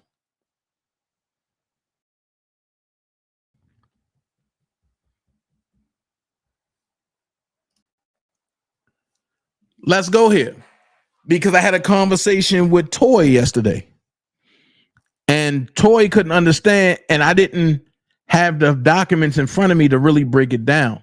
So now I do. So check it out. Statement from Vice President Kamala Harris on becoming the presumptive Democratic nominee for president. Right? So it says, when I announced my campaign for president, I said I intended to go out and earn this nomination. Tonight, I am proud to have secured the broad support needed to become our party's nominee. And as a daughter of California, I am proud that my home state's delegation helped put our campaign over the top. I look forward to formally accepting the nomination soon. I am grateful to President Biden and everyone in the Democratic Party who has already put their faith in me. And I look forward to taking our case directly to the American people. Lie. This election will present a clear choice between two different visions. Donald Trump wants to take our country back to a time before many of us had full freedoms and equal rights. Lie. I believe in a future that strengthens our democracy. Hold on. Hold on. Now watch this. How in the hell can the United States be a democracy? I've been asking y'all this question for a while. Hold on, y'all. Hold on. How in the hell can the United States be a democracy? It can't. And then she said, protects reproductive freedom and ensures every person has the opportunity to not just get by, but to get ahead. That's a lie. Hold on for a second, y'all. I'm live, Tox. All right. Okay. And it says, because I'm gonna break this down. I believe in a future that strengthens our democracy. First of all, the United States is not a democracy, it's a republic. And your pledge says it. And to the republic for which it stands, one nation under God, and to the republic for which it stands, one nation under God, and to the republic for which it stands, one nation under God, indivisible, with liberty and justice for all. It don't say and to the democracy. No, it says and to the republic. So when I tell y'all, and we living in two different United States, y'all got to listen to what I'm saying, because you have the United States and you have the United States of America. One is a republic and one is a business. Which one do you stand in? Because if you stand in a business, that went bankrupt. So, and then it says protects reproductive freedom and ensures every person has the opportunity to not just get by, but to get ahead. Now watch this. You saying protects reproductive freedom. And I heard women say, that's our body and you can't tell us what to do. That's a lie. Yes, it is your body. But when you choose to get pregnant, you are now housing another body. Now watch this. I didn't say when you choose to get raped. I said when you choose to get pregnant.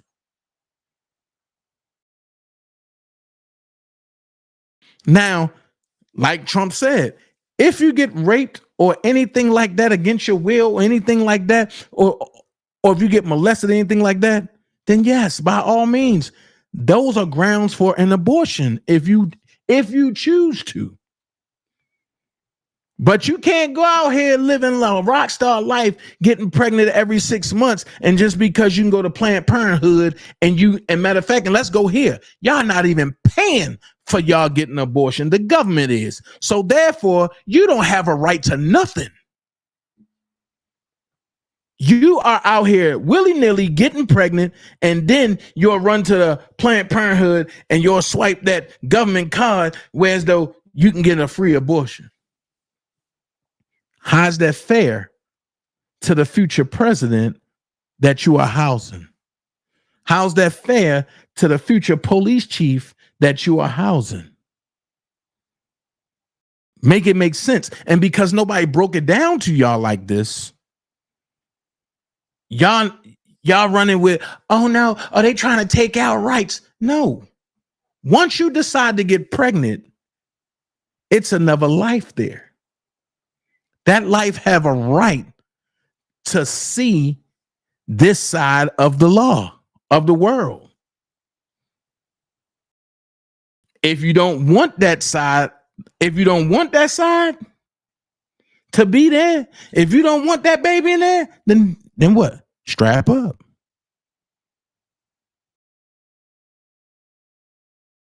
Strap up. Once you get pregnant, that body do not belong to you for 10 months. You are on borrowed time for 10 months.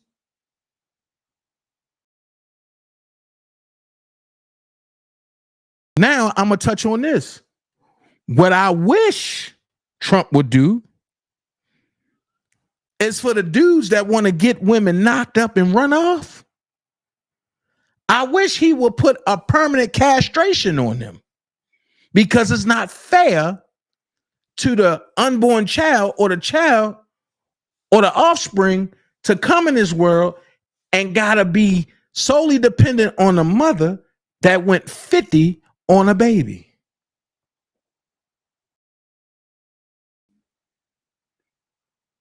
I'm just saying. If you're going 50 on a baby, both of y'all need to work that thing out. That part, but I'm just saying, let's break it down to the people who just say, oh yeah, I'm just trying to have a good time. Let's break it down for people, but I just sit back and say, well, no, I just wanted to see what it was like to hit it. Well, if you do the crime, you do the time, right? Also, I hope it's a charge for women that just want to take their offspring's father down to child support just because the father don't want to be with them. So it's so many avenues that I want in place.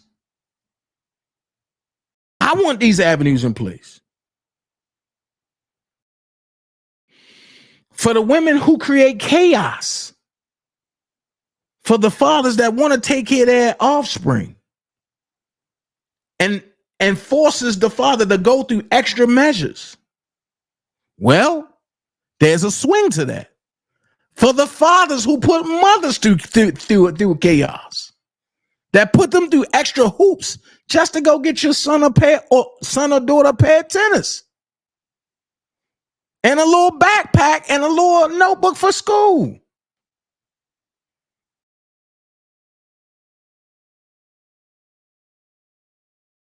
I'm just saying.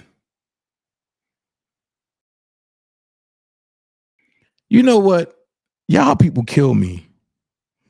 G-Joy put hashtag end femicide. I'm going to tell you why I say people kill me. Because when G-Joy put stuff like that up there, nobody pay attention to it. And then when it happened, everybody be like, oh my God, I can't believe this. I can't believe that. But G-Joy has been putting it up there. When I put stuff and talk about stuff, y'all overlook it, but then somebody else will say, oh my God, this and this and this. And it makes, and I don't know about G-Joy, but it make me feel some kind of way. Because if I'm breaking stuff down and taking time out and breaking it down and showing you what's going on and the loopholes and this, and y'all act like y'all not interested, but then come back a month or two later and when somebody else said, that makes content creators feel some kind of way. And then the first thing people be like, oh, Dana, oh, you don't talk about it no more because I ain't think nobody was listening.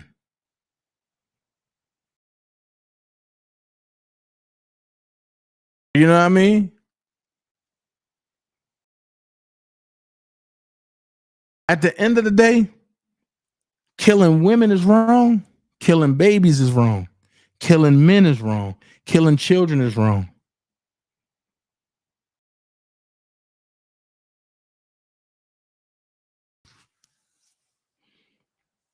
So then she said, over the next few months, I will be traveling across the country talking to Americans about everything that is on the line. I fully intend to unite our party, unite our nation, and defeat Donald Trump in November. That's what she said, right? Okay. That's what she said she intended to do, right? But here's a question. Now her own people came out. Black Lives Matter. Uh-oh. Her own people done came out. Hold on. Because I'm loading up some stuff. Hold on. Bear with me. Give me a second. As that sit on the screen.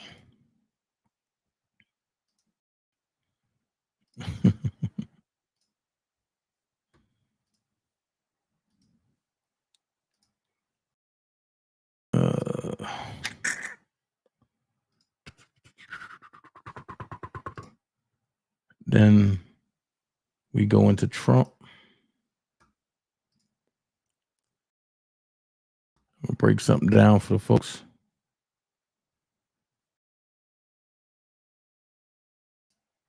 And Tiffany, I hope you're still here by the time we go into Trump, because it's some stuff I want you to see.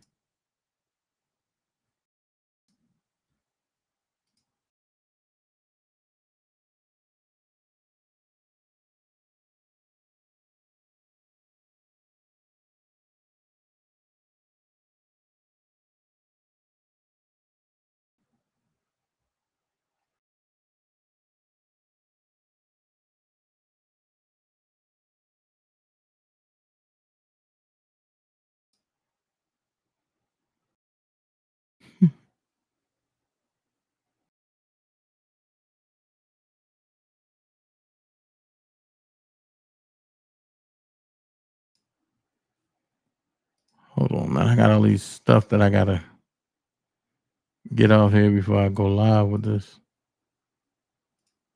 All right. Let's see what this is right here.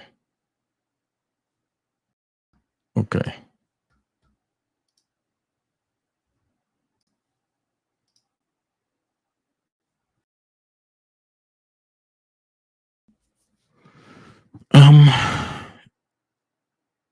I had something. Okay, that's what that is. So I do believe I seen it. Hold on. Okay, I got it right there. Cool. Everything's right there. Cool. All right. So Kamala Harris, her Black Lives Matter. That's her group. Her boy George Soros started it. Timeline of events. Sunday, Joe Biden drops out. And if Toy watching, I think this help her. I think this is going to help her in what I was saying about how illegal this campaign is. Timeline of events. Sunday, Joe Biden drops out. Kamala Harris announces campaign with Biden endorsement. Illegal. Kamala Harris says she is going to work hard to earn the nomination. Kamala Harris makes calls to party delegates. Monday, Kamala Harris continues making calls to party delegates. Kamala Harris makes 2 public speeches. Associated Press announces Kamala Harris has secured enough delegates to be the Democratic nominee Monday night. Impossible. Illegal. Kamala Harris releases this statement, noting she has worked hard to go out and earn this nomination, as promised Monday night. A 24-hour process of talking to party bosses is not democratic. Uh-oh. Nor is it a process Democrats should be proud of. We do not live in a dictatorship. Delegates are not oligarchs. Hold on. But ain't this the same thing that they trying to say Trump and the Republicans doing? Now their own are calling their own out for doing what they tried to go on public and blame Trump for doing. So it says installing Kamala Harris as the Democratic nominee and an unknown vice president without any public voting process would make the modern Democrat Party a party of hypocrites. Well, G-Joy said that she hate hypocrites, right? So now we know that G-Joy hate the Democrats now. We call on the DNC to create a process that allows for public participation in the nomination process, not just a nomination by party delegates. Hold on. One thing I hate to do is say I agree with Barry Soreto. I do not like that man. But I agree with him when he said we need an open runoff. And people is sitting back saying, so why haven't Barack Obama, aka Barry Soreto, endorsed her yet? Why? Because it's not democratic. And he trying to wash his hands because he was the president for the last 3 years while Joe Biden was there. So I'm just telling y'all, be very careful. Be very careful. Now watch this. I'm going to let y'all hear something, right? Because me and my barber, y'all know my barber, me and her got into it yesterday. And I'm going to keep it real. Now, people was upset because Trump said his little spiel about black jobs. After Louis Farrakhan said it. After Malcolm X said it. After Martin Luther King said it. After Obama said it. But nobody got upset about them. But they get upset about Trump. So now Umar doubles down and tell people, the Breakfast Club, how Trump was right. Watch this. Fast track 4 million undocumented residents to full citizenship. Black people completely ignored it. I spoke on it. I said, do you know why he want to fast track 4 million? Because he know he's not going to do nothing for us. We ain't going to be motivated to vote for him November. So what he's going to do is have these migrants already set up with citizenship so they can replace the black vote that he loses. The migrants are being put in our communities on purpose, New York and Chicago on purpose, because they are what? The two blackest cities in America. They're the two largest cities in America. They're the two most politically conscious black communities in America. So if we can wash out the black with the brown in New York, if we can wash out the black with the brown in Chicago, Philly don't stand a chance. Atlanta don't stand a chance. LA, Houston, Dallas, Detroit, Chicago don't stand a chance. The migrants are here for 3 reasons. Replace us at the polls, replace us at the low-end industry jobs, right? See, when Donald Trump said during the debate, the best business to start this year is what I do, and it got me all of these awards and accreditations for doing over 60 M's. That Joe Biden is taking black jobs and giving them to migrants, he was correct. Although he didn't say it because he cared about us, but he's right. When people say, what do you mean by black jobs? Get out your bougie feelings and deal with the reality. 1/3 of black men have a felony. So there's a lot of jobs they will never qualify for. They are mostly what? Essential workers, warehouse, trucking, security. And a lot of those jobs are going to who? The migrants. So that's what. Why people don't think that logically though? That's what makes me more hot. And this is why I never understood the outrage with the black jobs term. Like he's really like showing you the black jobs that's in danger. Like, They knew what he meant. Like, I don't think they did, bro. I think they. I really did. think They just some wanna be in their people were feelings. just wanted to be in their feelings. Because if you know this, how can you be mad about that? Not a lot of people know Like, this. if you know, he's spitting facts, you got to stand up and like you got to be against black jobs being taken. I don't think they know, bro. If Joe would have said that, they wouldn't have said anything about it. Man, I really want to know what their response would have been if Joe said it, because he would never say that. It depends on whose mouth it comes out of. Because it came out of Trump's mouth, they're not gonna like it. That's very true. That's very true. Now, Dr. Umar saying it, they might listen to it. I think Dr. Umar saying it would make a lot more people listen to it. It will, because they like him. I feel like you should be smart enough to read in between the lines.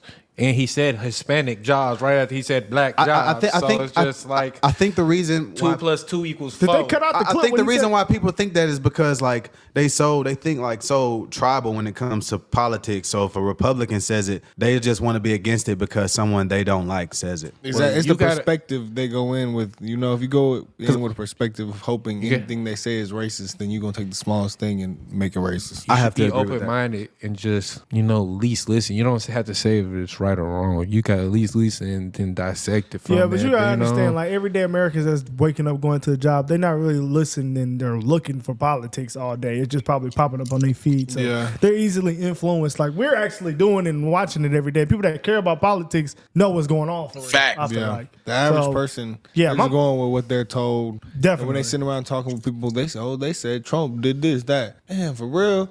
So then in their head, they just, well, Trump did this and that, and they just going with that. I have people that text my phone every day. Some of my friends, they be like, nah, bro, Project 2025 is real. Like, are you Trump himself serious? said it wasn't. They be like, they said he's lying, he's lying. They actually believe he's lying. Man, I can't crazy. convince them. That's crazy. Doesn't See matter. what I'm saying? That's what I'm saying. If you're arguing with someone and you know that there's no way you can convince them, then you're wasting your time. I think everyone should listen to this. I think now that Dr. Umar says it, they might actually like come to their senses a little more. Yeah. See, Dr. Umar, he's a race hustler, but he does know his stats. I can't lie. I wouldn't even say that. I think he believes the things he says. I definitely do. I think so, but I think a lot of the stuff in his narratives that he pushes is would fall under race hustling. It is, bro, because that's all he does. I can't lie. He views everything from a racial perspective. I'll be real and say I know he believes. I think. Oh, for sure. Yeah, but for sure, he lived by his principles. Yeah, but every time he's in the light, he's speaking. He's getting money off believing in something. A race issue. Yeah. All right, let him keep going. He cooking. But he's right. When people say, what do you mean by black jobs? Get out your bougie feelings and deal with the reality. 1/3 of black men have a felony. So there's a lot of jobs they will never qualify for. They are mostly what? Essential workers. Warehouse, trucking, security. And a lot of those jobs are going to who? The migrants. So that's what he meant by black jobs. We got to stop being so sensitive and look at the reality of it. I was reading a report the other day. They said the Latinos taking over the construction jobs. They taking them over. And the low industry work, like your gardening, your landscaping, completely taking it over. They're not the enemy. The problem is black people don't get as much opportunity. So then people say, well, white people don't really like brown people like that. That's true. But you know what the difference is? They don't have the burden of accountability with them that they have with us. We built the country. So every time they look at us and deal with us, the bottom line is y'all brought them here and they built y'all into what y'all are. They don't have to say that to the Venezuelans. They don't have to say that to the Colombians. They don't have to say that to the Mexicans. So although they don't like brown, they will much rather deal with them than the black, because with the black, there is a white man's burden that you owe them restitution for 246 years of unpaid labor. Now let's look at what Eric Adams is doing over there in New York. A family of 4 is getting $1,400 a month. These car hacks are going to make your life way easier. If you need to increase the range of your car's key fob, place it under your $1,400 a month. Do you know that that's more than what some of the veterans are getting with a child? They're getting more money than veterans who served in the military. Damn. Not only that, they're getting free food stamps, crazy, free child care, how can you not be against and permanent housing. Although New York City has a black homelessness rate no less than 35%. So you got black people who pay taxes, living on the street, and you got migrants who ain't paid a single tax in their life, eating and living better than the black people who built the country. On that. If I was talking to Eric Adams and Brandon Johnson of Chicago, I would ask them something. What is the Democratic Party giving you guys that you're willing to sacrifice your political future to push this migrant agenda? Because I don't see how they get reelected by black folks. I don't see how. And if your city goes to the migrants, you can best believe the migrants ain't electing no black person to mayorship. So you're literally dying on your sword for the Democratic Party. Do you know that New York City has spent $1.5 billion on the migrant crisis so far? It's projected that this year, 2023 was $1.5 billion to take care of the migrant. $1.5 billion. 2024 and 2025, they said it will cost New York City $9 billion. Chicago has spent about $350 million this year on the migrant crisis, and that's expected to quadruple. And you know what was so disrespectful about Chicago with regard to Brandon Johnson? Remember all them schools they shut down in Chicago because they said they couldn't afford to operate them? Mm-hmm. They opened them up. Not only did they open them up, they renovated them.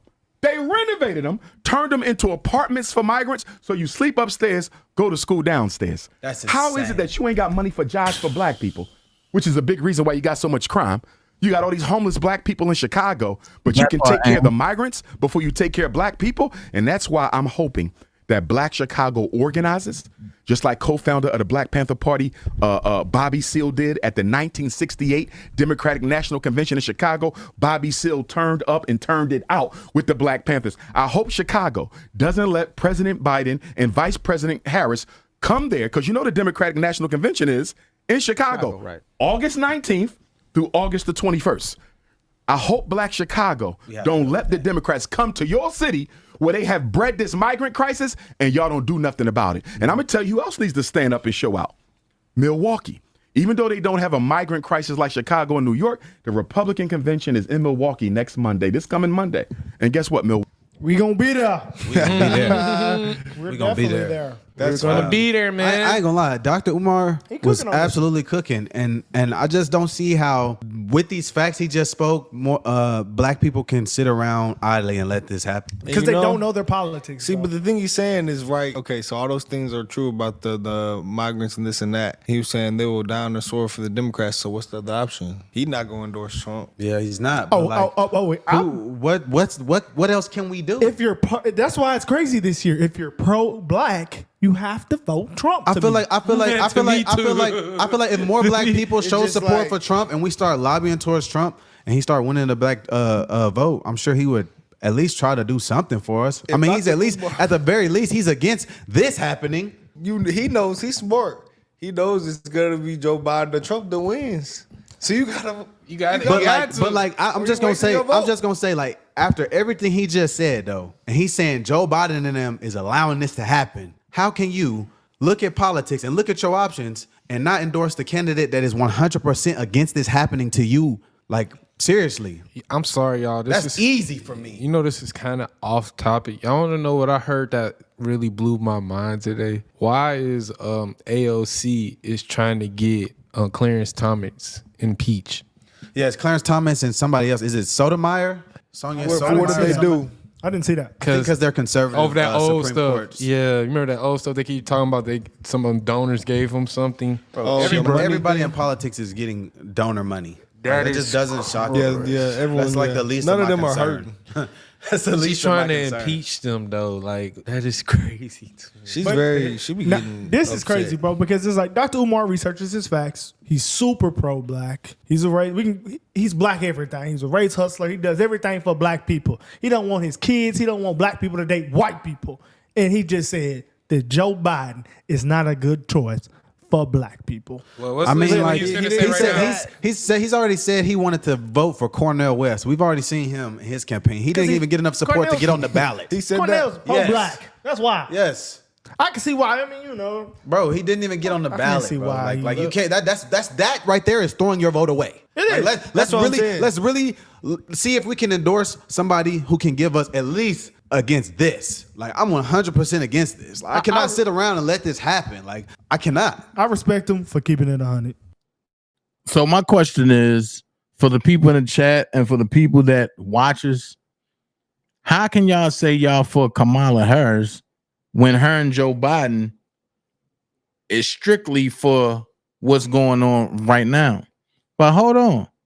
I went and got my boy Papa Duck. Papa Duck break it down too.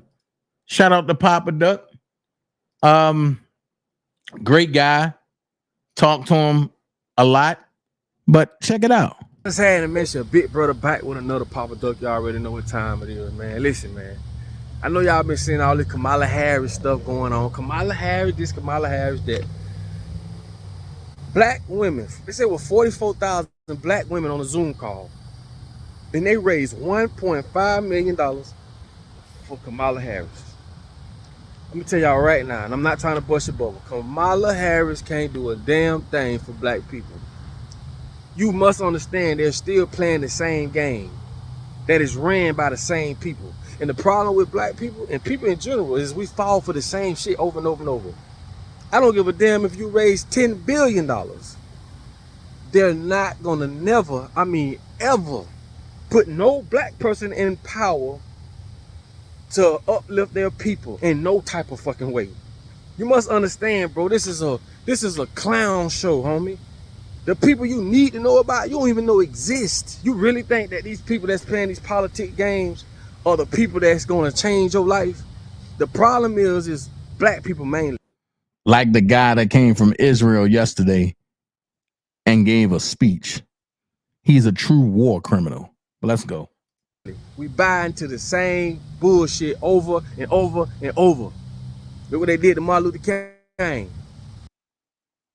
Kamala was in on it. She covered up Joe's obvious mental decline. Our president is in good shape, in good health, tireless, vibrant, and I have no doubt about the strength of the work that we have done. But Kamala knew Joe couldn't do the job, so she did it. Look what she got done. A border invasion, runaway inflation, the American dream dead. They created this mess. Kamala owns this failed record. Make America Great Again Inc. is responsible for the content. Look what they did to Malcolm X, Huey Newton. Look what they did to Fred Hampton. The Black Panthers was the closest ones to overthrow this bullshit physically. They was the closest group to overthrow it physically. A lot of y'all don't understand this neither. It wasn't just black people fight for liberation. It was white people too. They don't tell you about them hippies. About the hippies that just wanted world peace. Bro, if black people, mainly, don't get off their ass and understand two things. One, long as you're playing their game, you'll never win. I keep telling you, it's called the White House for a reason. Two, they're gonna keep using religion to keep us divided. Because what religion does, because like I told you, the religion is a book.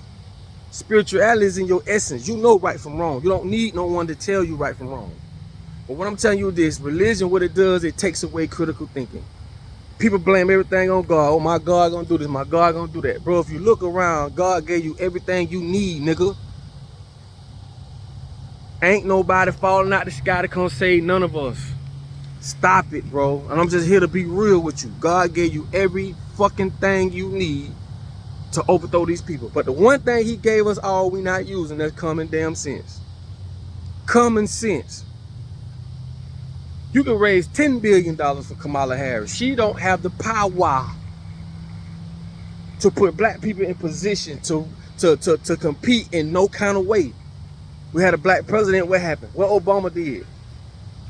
Oh, the world went crazy when they gave us the crazy part is this, even when they give us somebody black, we act as if that shit means something or it's gonna change our lives, as if we okay with this shitty situation we're in. Like, okay, they gave you a black president, so what?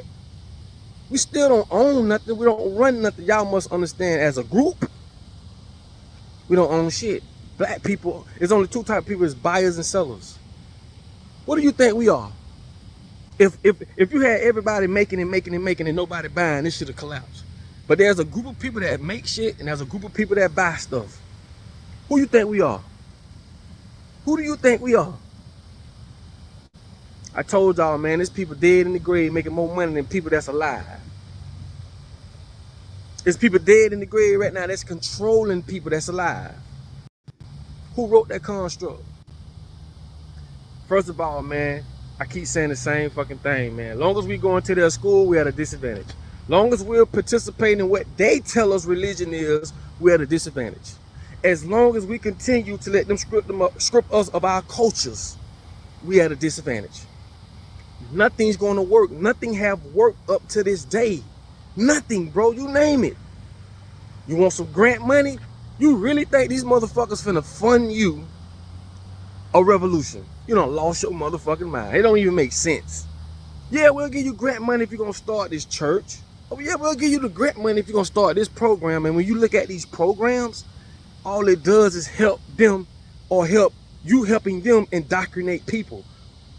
You're a teacher, you got a program. Yeah, we'll give you the money for this program to go teach these children X, Y, Z. Tell them you want a program to teach kids what religion really is. Teach black kids their real culture. Tell them to give you some money to build a school for Jamaican kids and hire Jamaican teachers to teach these Jamaican kids their Jamaican culture. Not gonna fucking do it. Like they say, the revolution will never be televised, which means they'll never lend you their TV stations to motivate your people or to captivate your people or to uplift your people. You'll never use their TV stations. Hollywood will never let you in. None of this shit works, bro. They too busy making sure that we as people are stupid, dumb, deaf, and dumbfounded and misled. They too busy using Hollywood to do that. They too busy using Tyler Perry to do that. They too busy using Oprah to do that. They too busy using everything around us to make sure we in the same spot. Like I told you, nothing up till today has worked for people, let alone black people. That's why I say you better wake the fuck up, because we running out of time. We running out of time. And like I told you in my last video, when you leave here and go to your maker, you know what they gonna tell you? I gave you crazy ass dumb common sense for a reason. You don't let these people down here trick you. You don't let these people figure it out. They figured it out. If we create a school, send them to school, we build all this scarcity in them, we control everything. Why the fuck the people, why we don't have our own biology labs? I mean, well, we can test some shit out. Instead of letting them test it out, which we all know that shit be flawed, because all these doctors can be bought. All these people can be bought to sway and lie about pharmaceuticals and about this and about that. No, we the people, we need our own everything. We need to see what's in this food. How the fuck we gonna let these people determine what we should eat and shouldn't eat? Don't you know the food pyramid was a scheme, was a scam? And they just revamped it. It is even worse. These are the people we put in front of us to make these decisions for us as people, and we wonder why we still fucked up. These the same people that'll let a company sell you poison that is banned in other countries, and these motherfuckers will jump on the bandwagon. They'll pass that law. Yeah, you can sell that, and then they jump behind that motherfucker, start buying stocks in that business. And soon as somebody catch on, get what they do? Resign. They jump off the boat. You gotta understand what the power structure is, baby. The court system, that's their system, bro. All this shit is to help them continue to do what they're doing. Don't nobody see this shit? Like, am I the only one that see this shit? Am I? We see how they use music, food, influence. And you think Kamala Harris finna come in there and do something for black people? You done lost your fucking mind. To get started in data analytics, you don't need previous experience or... Wait a minute. This lady that they want to be in the White House. This lady right here. Across this country today. Now, Senator Harris says she's proud of the conversation back to the broken criminal. Remember this? I want to bring the conversation back to the broken criminal justice system that is disproportionately negatively impacting black and brown people all across this country today. Now, Senator Harris says she's proud of her record as a prosecutor and that she'll be a prosecutor president, but I'm deeply concerned about this record. There are too many examples to cite, but she put over 1,500 people in jail for marijuana violations and then laughed about it when she was asked if she ever smoked marijuana. She blocked evidence. She blocked evidence that would have freed an innocent man from death row until the courts forced her to do so. She kept people in prison beyond their sentences to use them as cheap labor for the state of California. And she fought to keep cash bail system in place that impacts poor people in the worst kind of way. Thank you, Congresswoman. Senator Harris. What a mess, man. Hey, remember this? I want to bring the conversation back to the broken criminal justice system that is disproportionately negatively impacting Black and brown people all across this country today. Now, Senator Harris says she's proud of her record as a prosecutor and that she'll be a prosecutor president, but I'm deeply concerned about this record. There are too many examples to cite, but she put over 1,500 people in jail for marijuana violations and then laughed about it when she was asked if she ever smoked marijuana. She blocked evidence. She blocked evidence that would have freed an innocent man from death row until the courts forced her to do so. She kept people in prison beyond their sentences to use them as cheap labor for the state of California. And she fought to keep cash bail system in place that impacts poor people in the worst kind of way. Thank you, Congresswoman. Senator Harris. What a mess, man. And that's who women is vouching for.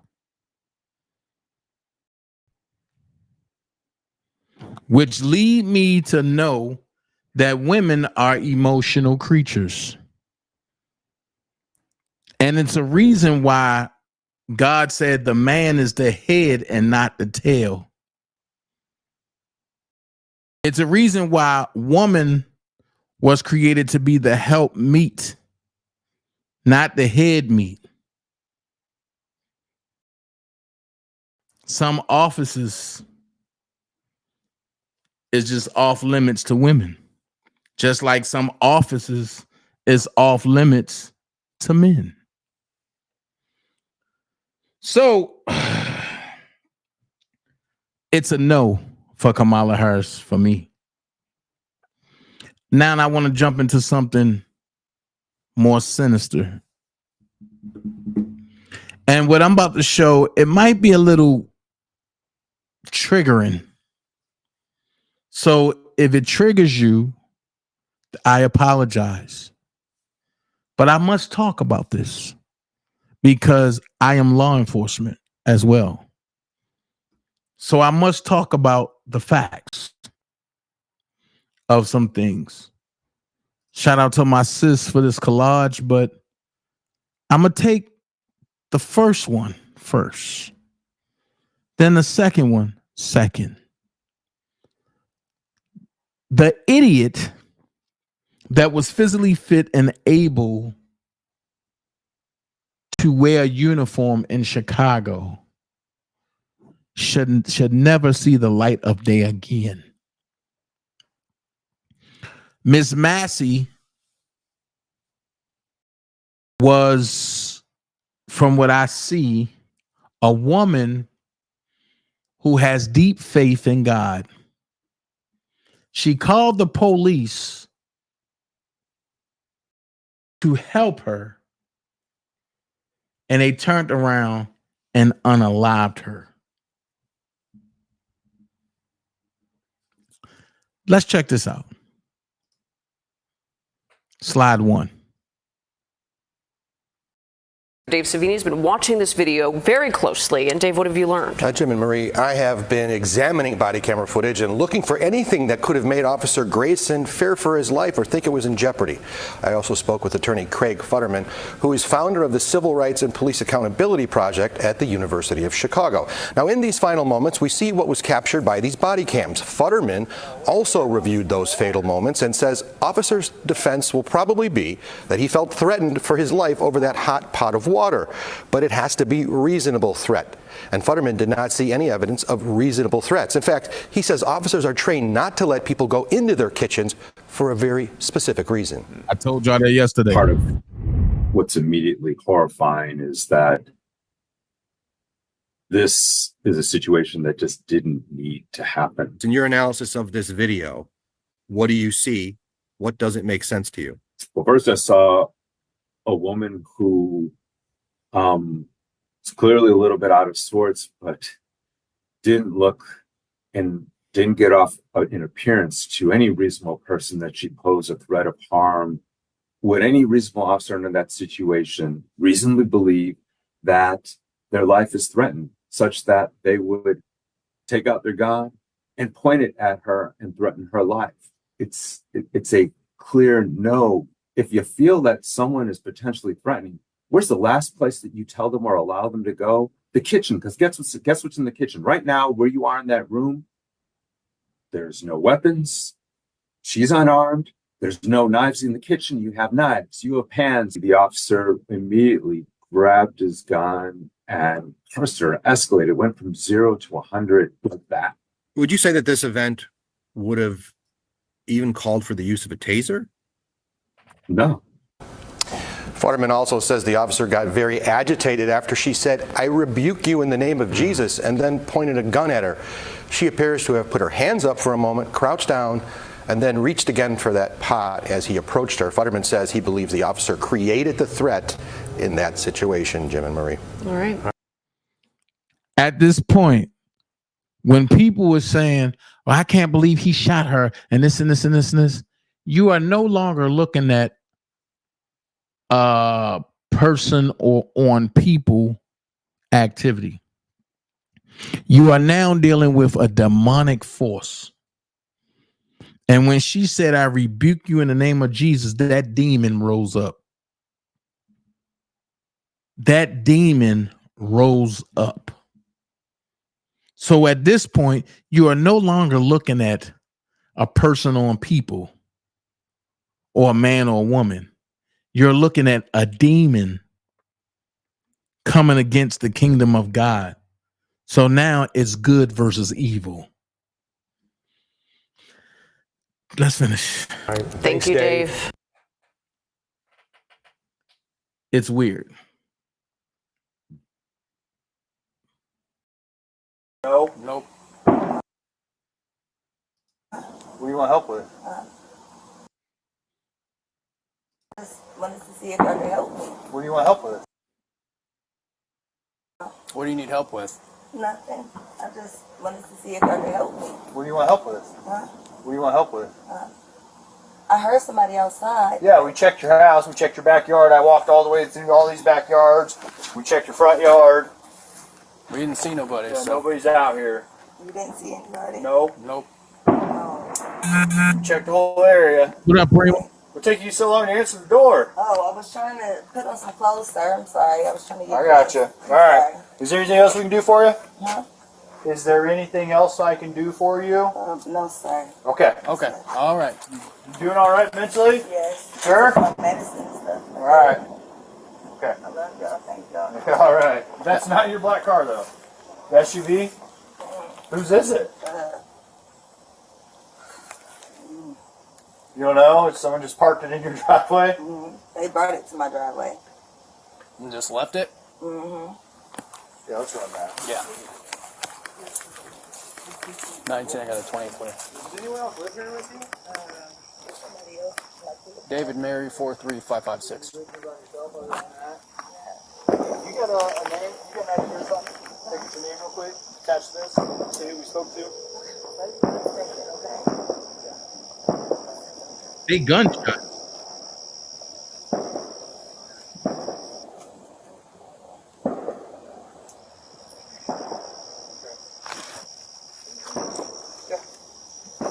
Okay, I see what's going on now. Okay.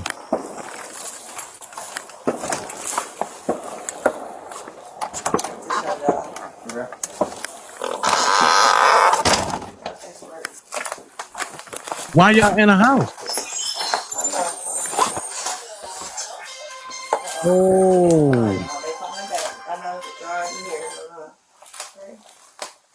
Hello? Yeah, I need, I got the sheriff department here, but I was calling for help from y'all.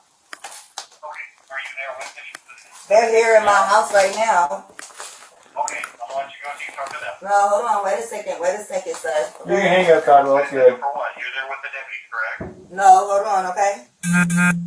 You can hang Hold up. on for what? Just 1 second, okay?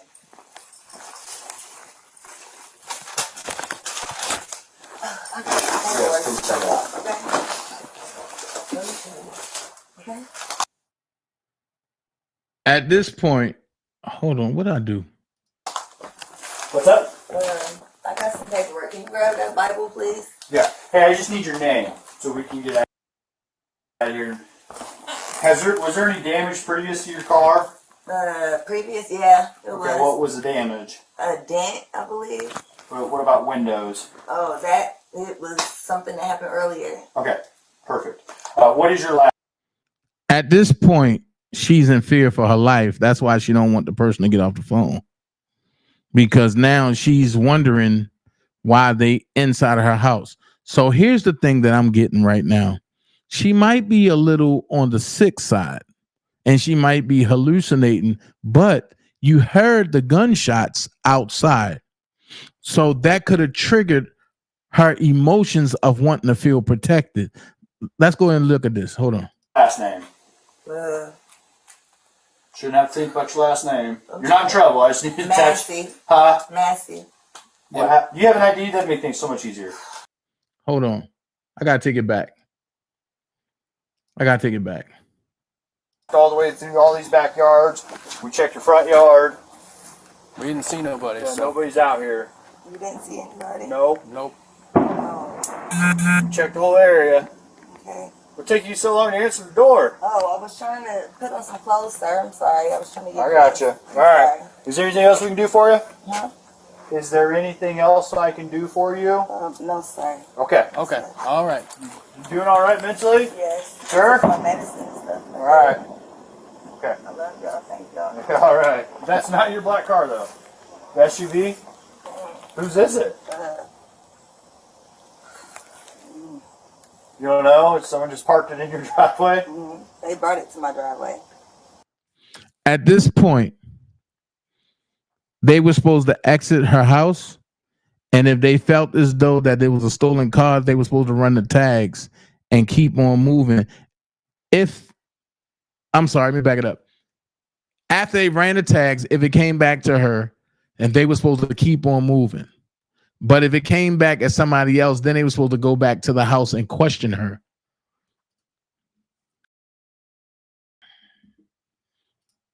And just left it?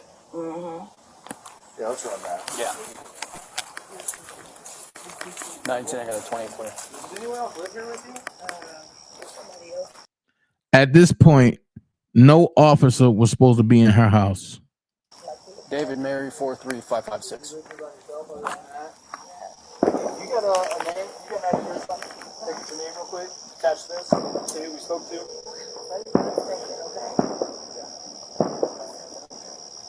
Prima said they.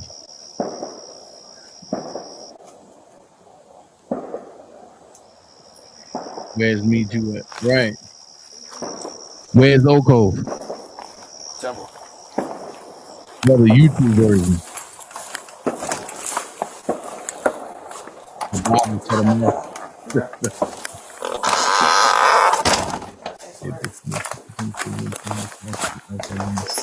That part.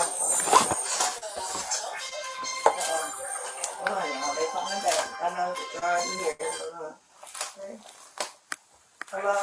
Yeah, I need, I got the sheriff department here, but I was calling for help from y'all. They're here in my house right now. Okay, I'll let you go see talk to them. No, hold on, wait a second, sir. You can hang up, Cottonwell. Good. For what? You're there with the deputy, correct? No, hold on, okay? You can hang Hold up. on for what? Just 1 second, okay? At this point, she's scared, and you can see that because he's telling her to move her hand, and she's saying, "Hold on, but don't get off." She's scared at this point, mainly because they in tactical gear. So I agree with you, Prima. This is a mental health situation.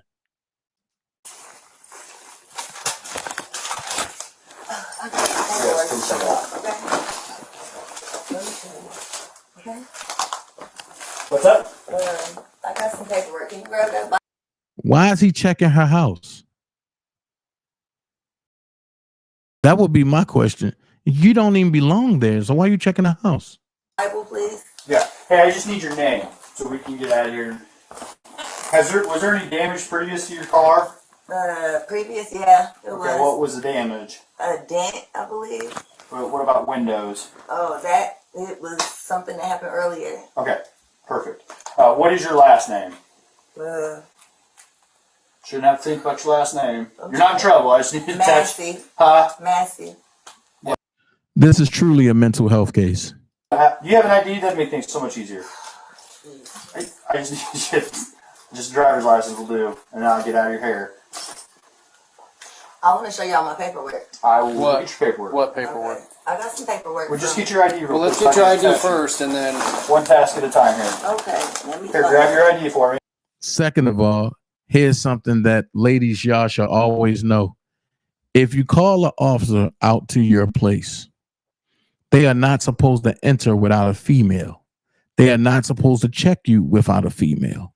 A female is supposed to be present at all times, especially when they're going through your items, going through your home, or checking you.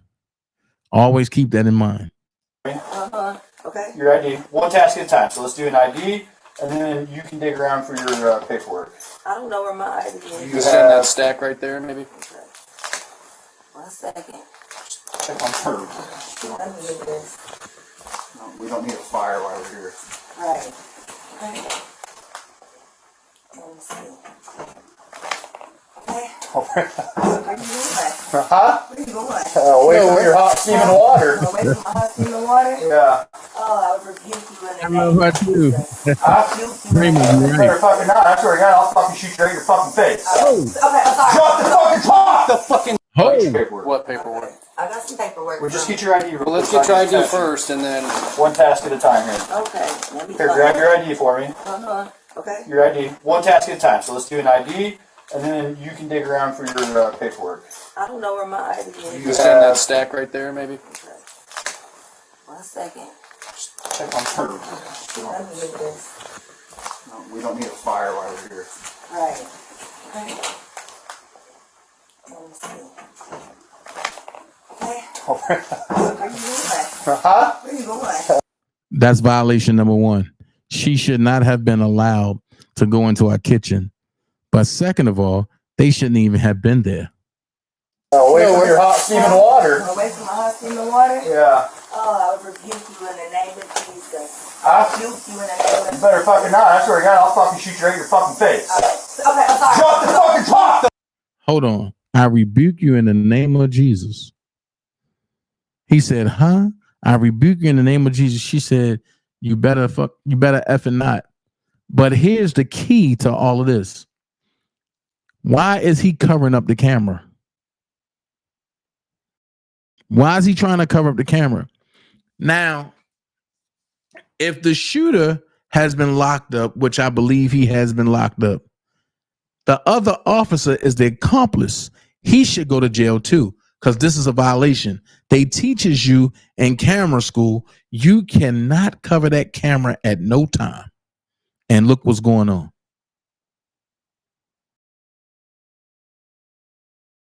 Look what's going on right now. The camera is being covered. At this point, y'all gonna only be able to hear the sound, because I'm not gonna show that, because y'all know how these internet folks are. Hold on. The fucking drop the fucking pot! Drop 19 shots fired. I would rebuke you in the name of Jesus. Huh? Rebuke you in the name of You better fucking not. I swear to God, I'll fucking shoot you right in your fucking face. Okay, I'm sorry. Drop the fucking top! The fucking drop the fucking pot! Drop the fucking pot! 19 shots fired. Shots fired! Shots fired! Drop the fucking pot!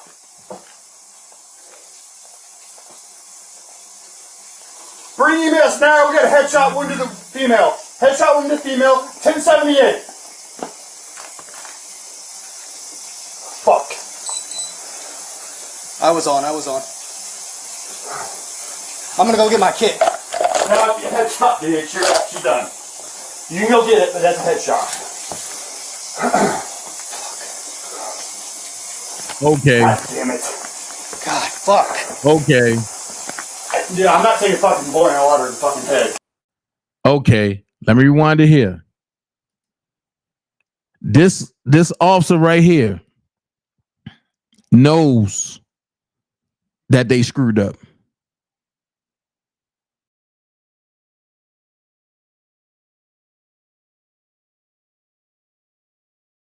And the first thing he gonna say Now watch this, and remember, you heard it here first. The first thing he gonna say is, I thought she said she was gonna shoot me in the face.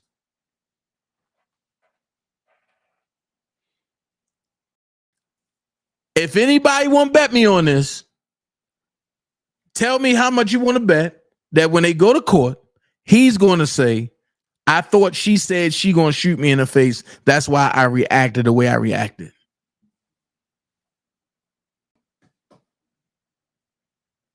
But at this moment, he know he messed up. And the only reason why the shooter said he was going to go get a kit is to make him look like he's concerned.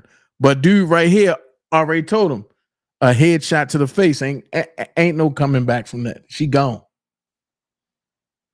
Fuck. I was on. I'm gonna go get my kit. No, your headshot, dude. She's done. You can go get it, but that's a headshot. Nah, Primo, watch this. Watch this. His defense is going to be, I thought she said she was going to shoot me in the face. That's what his defense going to be. Because at the end of the day, ain't nobody stunting no hot water. He's not going to be smart enough to say, I thought I grabbed the taser.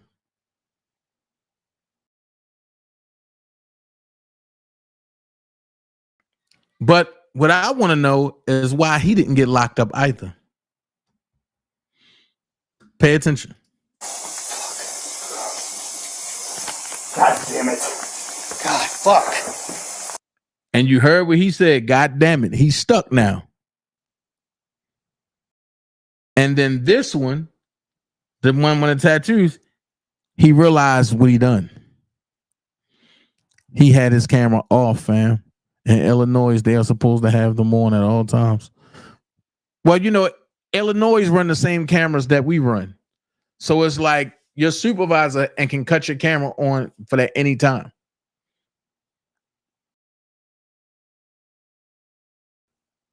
Prima said, shoot him with what? He told her he going to shoot her in the face after she rebuked him. Okay, I'm going to take it back. Pay attention. I'm going to take it back to here. Nope. I'm going to take it back to here. Pay attention. This is how these racist folks act under pressure. Watch this.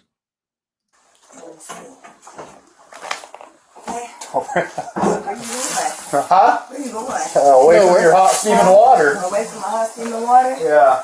Oh, I would rebuke you in the name of Jesus. I rebuke you in the name of You better fucking not. I swear to God, I'll fucking shoot you right in your fucking face. See, that's the only defense that he can use, but that makes sense. Because when she said, I rebuke you in the name of Jesus, he's looking at it like, oh, what? And she said, I rebuke in the name of Jesus. And he said, and you better effing not. But when he get in front of the people, and they go, I promise you, but they're going to ask him, why did you say you better effing not? And he going to say, I thought she said that she was going to shoot me in the face. Watch how they change it. That's what I'm saying. Even though she said, I rebuke you in the name of Jesus, he's going to switch it. Watch. Mm-mm. I was on. I'm gonna go get my kit. No, your headshot, dude. She's done. Nope. You can go get it, but that's a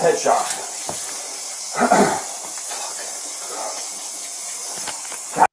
With me hearing that exchange, this dude, the racist dude, must have just got out the academy. He must have just got out the academy. But the dude talking, his adrenaline is rushing and he don't know what to do. So now my question is, who's the commanding officer out of these two? Because you shouldn't be putting two rookies together. But I mean, let's just listen. Hold on. God damn it. God, fuck. Yeah, I'm not taking fucking boiling water in the fucking head. And look, it fucking came right to our feet too. God damn it. Fuck. God damn it. You good? I'm good. You good? Yeah, I'm good. What you got? Let her fucking just. God, there's nothing we can do, man. Fuck. At that point, he said, "There's nothing we can do." So now you know that they was going to try to cover it up.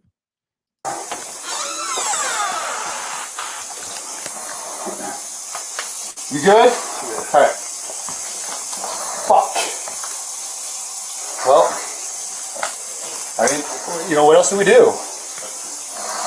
I'm not taking hot boiling water to the fucking face, and it already reached us. Oh, wait a minute. He can't even use that alibi, dude. You done.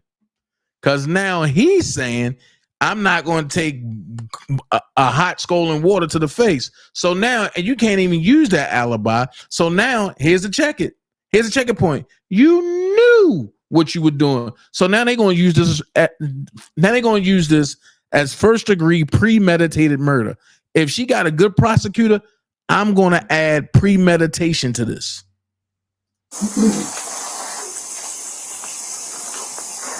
They got a 52 en route? Yeah, 1078.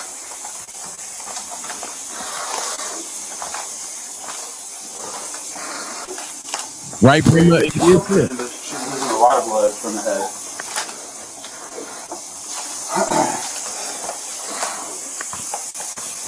I'll go get my med kit. Go get, yeah, hurry, get your med kit. I mean, there's not much we can do. We can at least try and stop the blood. Woo! Oh, baby.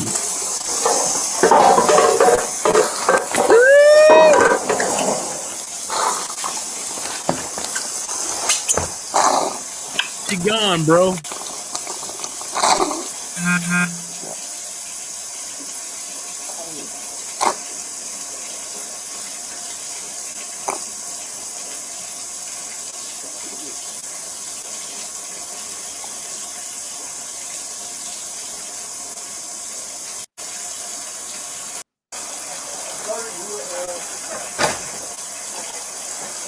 She's still gasping a little bit.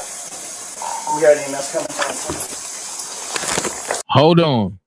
She's still gasping a little bit. So the time that they sat there and, oh my God, this is totally bad. The time that they sat there and contemplated, instead of hopping on for a medic, that's the time that they could have cut in half to possibly have her at least alive for a couple days or resuscitated or something. That's true, but they let her expire. You're right. See, I can't say certain words on a platform. You want to hand me another? I still haven't heard them call in that time frame. So now I'm gonna skip down to the second video. Another rag up there? Up there, to your right. Right there. Anything you can do before? Yeah. Alright. I'm not even gonna waste my med stuff then. You wanna run down real quick? Nope, not yet. Alright. House is clear. She was the only one. Where's the gun? No, she had boiling water and came at me with boiling water. You shot her? Yeah. She said she was gonna rebuke me in the name of Jesus and came at me with boiling water. That's what all this is. I'm standing right here. She didn't come at you, bro.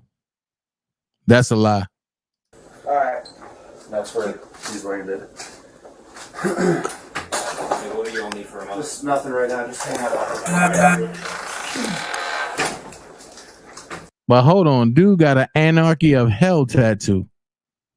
So he's a known killer. That's what this tattoo means.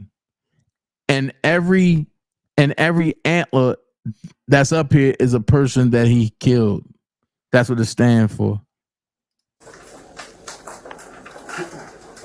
I need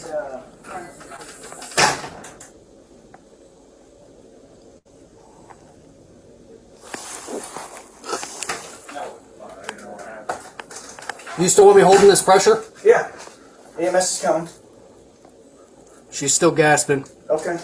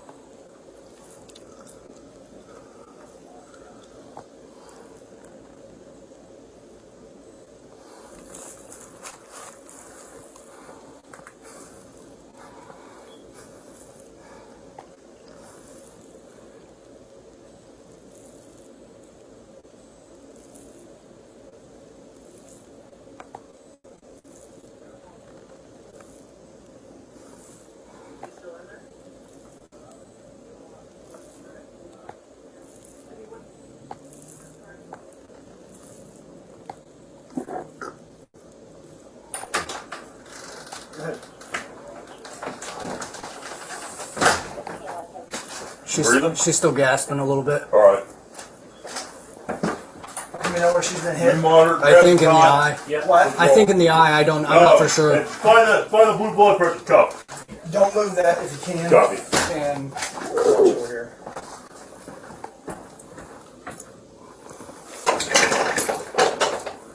Where's she shot? I think in the eye.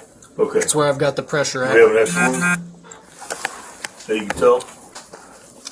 Not that I can tell, no. We'll move fast. I can't feel one.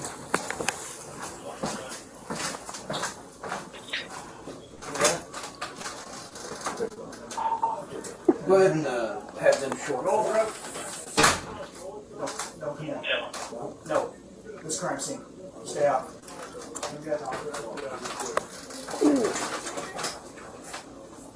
Came out make contact. If you can't, don't move that if you can. Don't move that if you can. That bag? Yeah, that got evidence under it. Try not to move that bag. We'll take her out on a backboard so we don't have to move that. Over here. I need you guys over here. Yep. We need that backboard.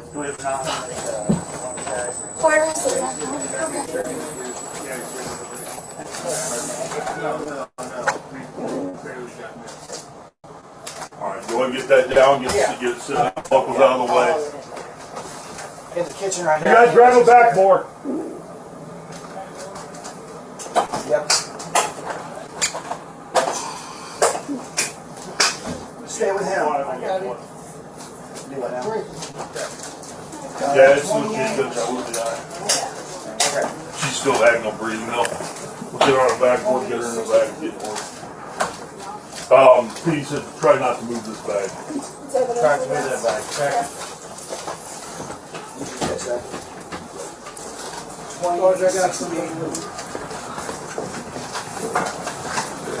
Try to move that bag. Yep. It's in here.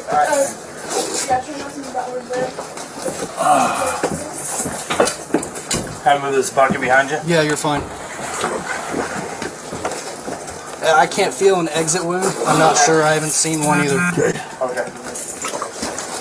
Don't move that bag. Okay.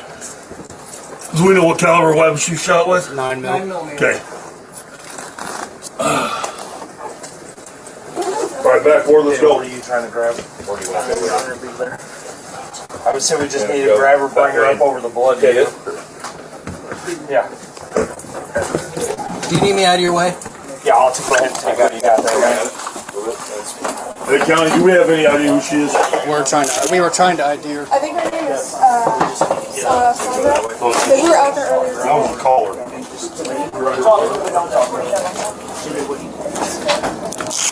What's the chances you can go over to somebody in the state?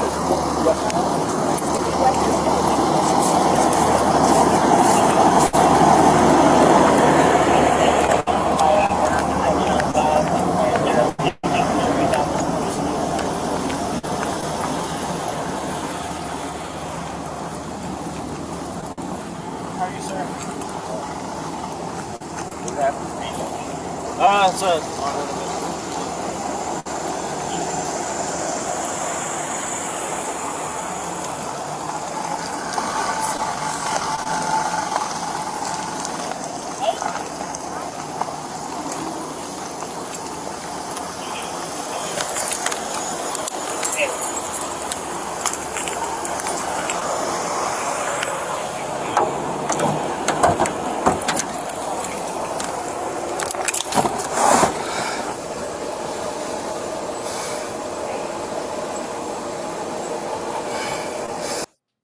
Lex, she didn't need CPR. What she needed was pressure to be applied. But they should have hopped on and called immediately and applied pressure. And they should have been taking turns applying pressure. CPR wasn't needed at the time. Not unless her pulse dropped. Then if her pulse would have dropped, then CPR should have been applied, as well as pressure.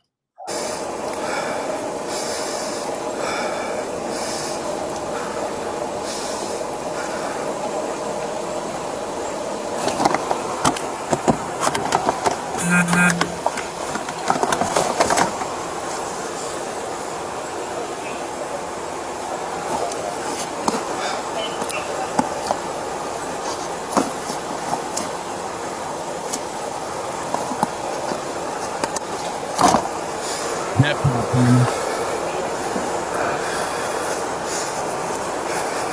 that's what the pressure part means. Because if they would apply pressure from the jump, it would have turned into a blood clot by now. And the only thing she would have possibly done is lost her eye.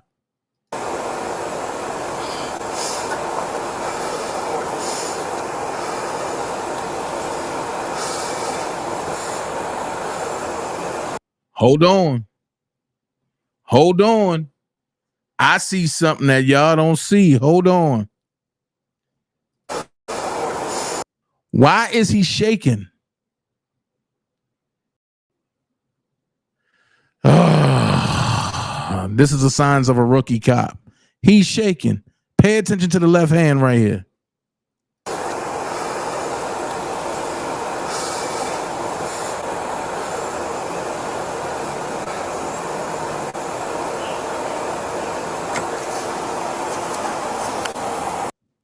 He's trying to get his nerves back intact.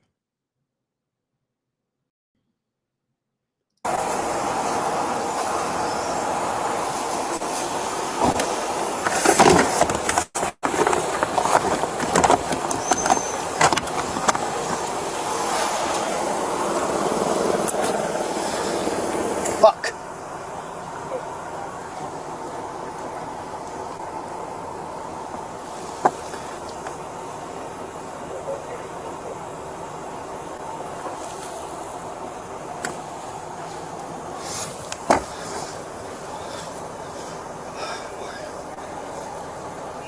See, he trying to get his nerves back intact, and that's why he got the towel wrapped up in his in his left hand, because he's trying to keep it from shaking. I'm at my car. I'm good.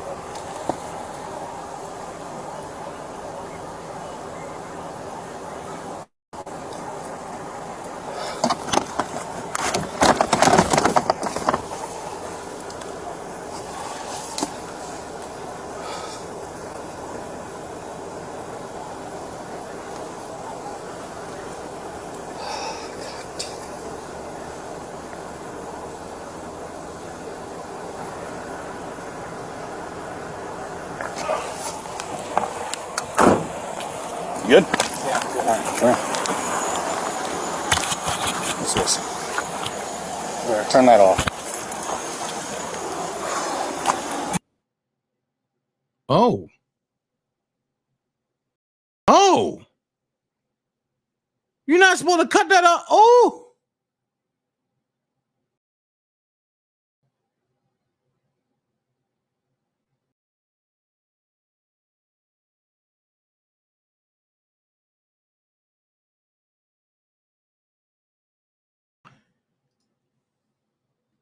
Oh, he tried to cut the camera off. Oh my God, bro. You done. He tried to cut the camera off.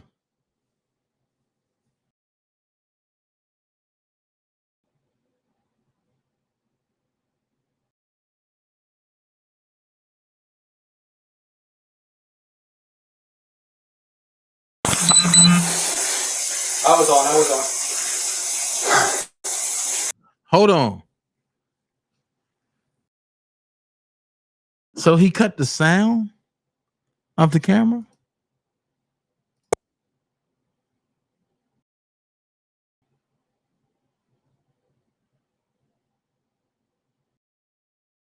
No. This is what happened. It makes sense. When the other officer clicked his camera on, that's what, you know what? I forgot about that. If you within 3 feet of another body camera that's on the same wavelength, your camera cuts on, but it cuts on inaudible with no audio. That's what we're looking at now. And he cut the audio on. He cut the camera on. See? I'm gonna go get my kit. No, headshot, dude. She's done. You can go get it, but that's a headshot. God damn it. God, fuck. Dude, I'm not taking fucking boiling water to the fucking head. And look, it fucking came right to our feet too. God. It came to y'all feet because of the impact. So what I'll say about this is, if you want to make a comment, or if you want to call in to the call-in number.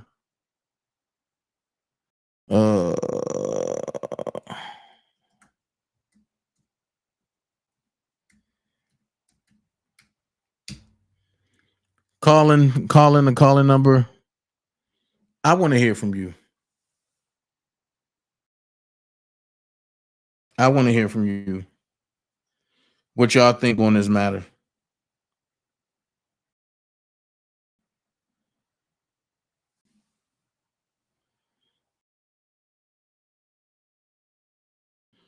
I want to hear from you what you think on this matter.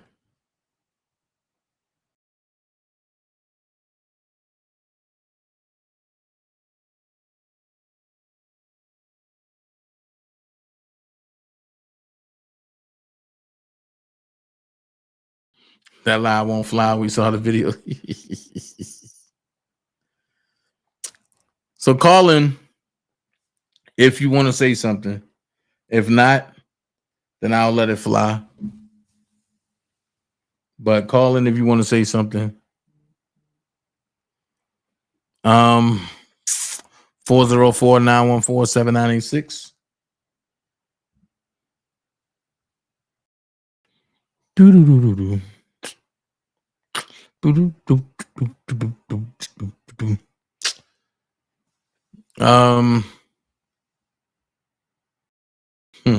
Daytail is done. If you want to call in, call in. But while y'all calling in, I'm gonna go to the next one. A lot of people don't know about this, but this happened recently here in Atlanta. Check this out. New video tonight of an Army vet's final moments alive inside the DeKalb County Jail. There's now growing scrutiny around 27-year-old Kristen Collins' death while incarcerated there in March. The footage appears to show it took hours.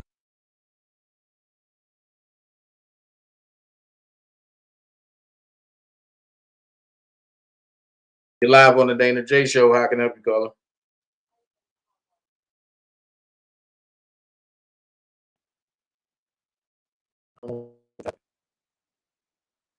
You live on the Dana J Show. How can I help you, caller?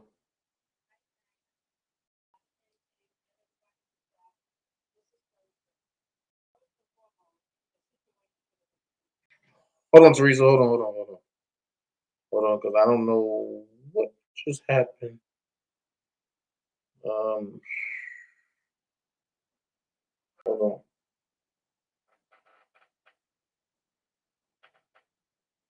Head around 4:20. Hold on.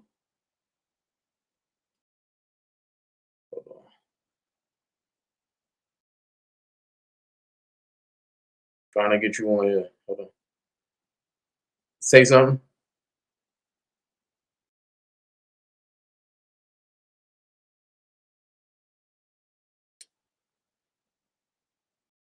Say something, Teresa. Hold on.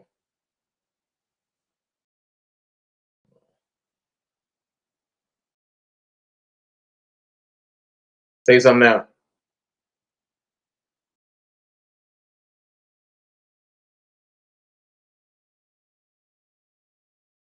Say something now.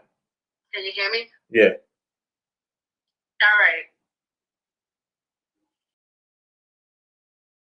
No way that he should have pulled out his weapon to firing at her, especially a headshot.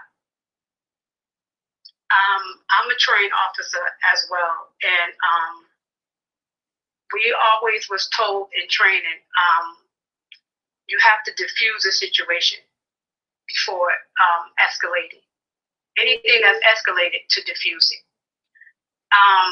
He stated that she was coming towards him with a pot of boiling water.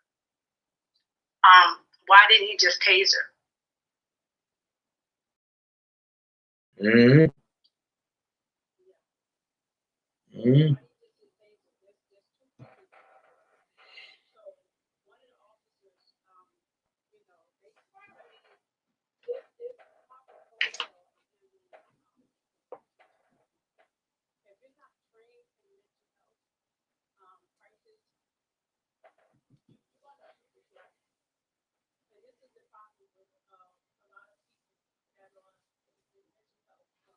That's what we're taught, though. We're taught to shoot to kill. We ain't taught to maim.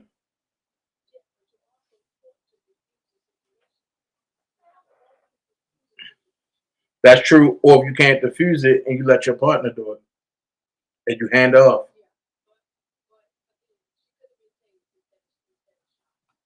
I don't think. I don't think she needed to be tased.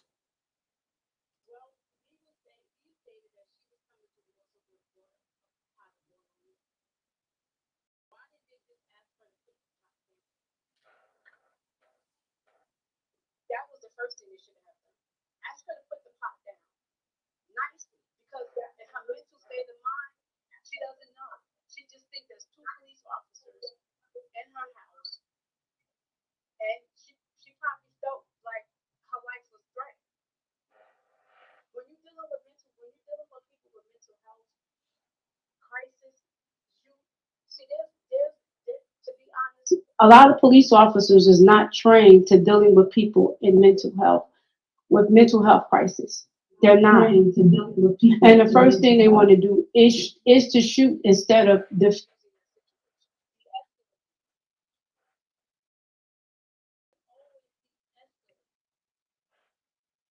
Mm-hmm.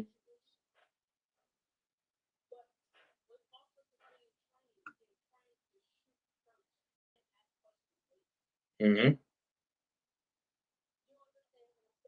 Mm-hmm. How do you want to ask me? Do I understand?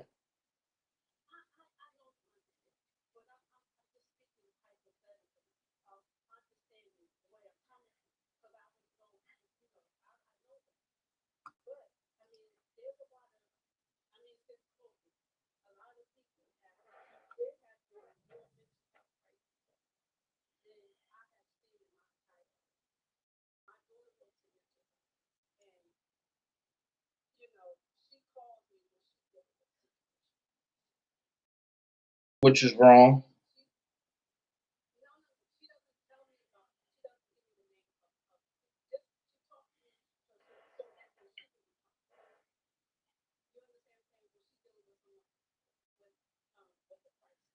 Mm-hmm. Right. Right. Right.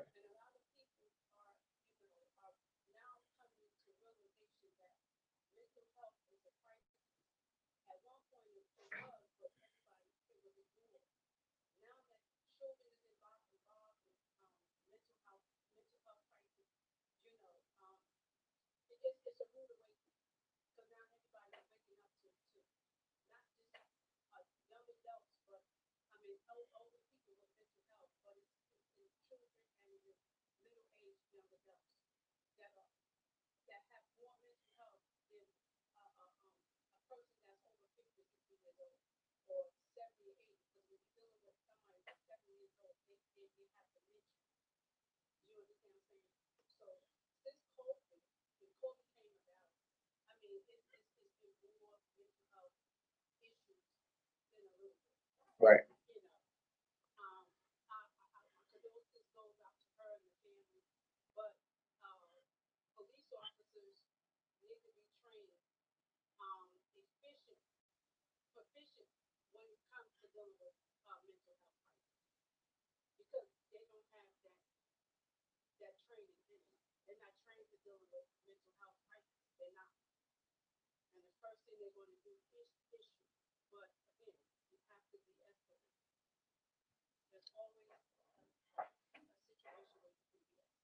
Okay.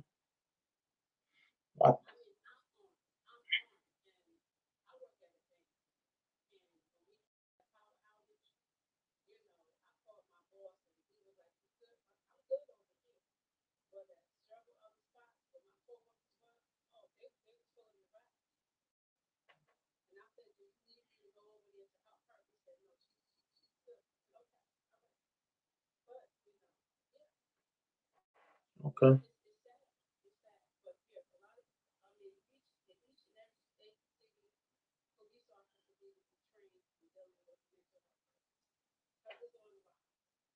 Okay. Okay. Well, I'm gonna get somebody else up here. All right, love you back. All right. I appreciate the folks that's calling. I'm about to call the two people that called me. I know who you are.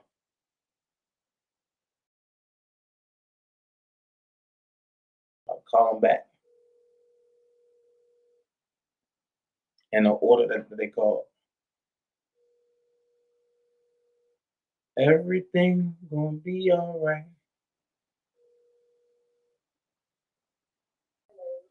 Hello, I have just reached the house of prima donna. I'm about to say I need some cakes, some cookies, some pies, and everything nice.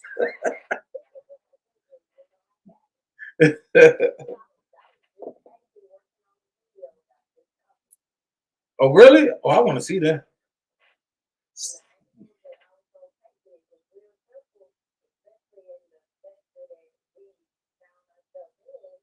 About the mental health.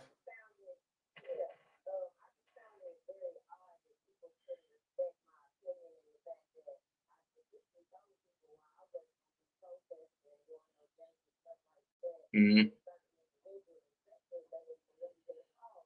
What?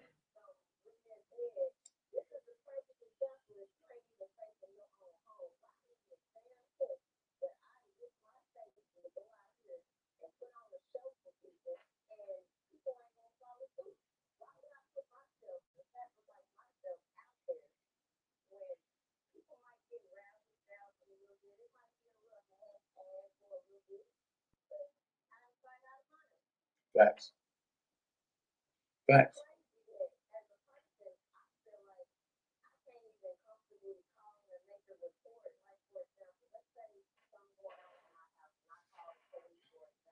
Mm-hmm.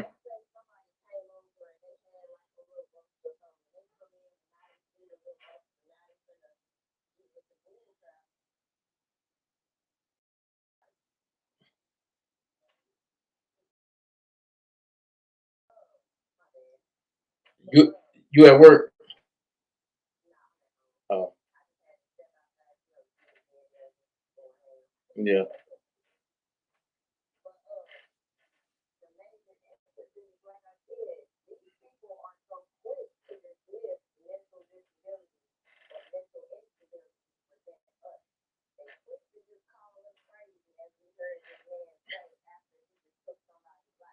Mm.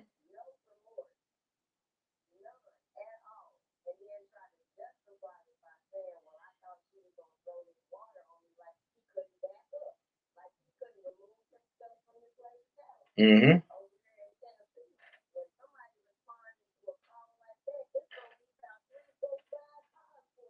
Supposed to.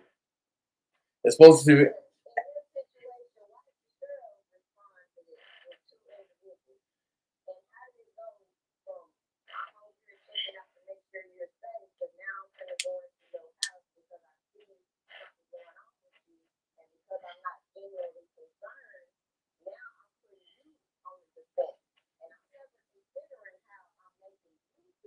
Facts.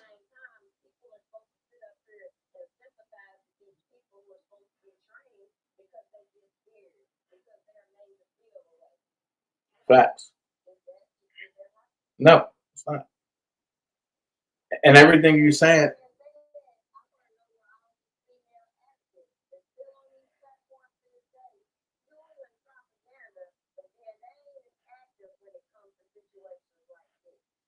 And be.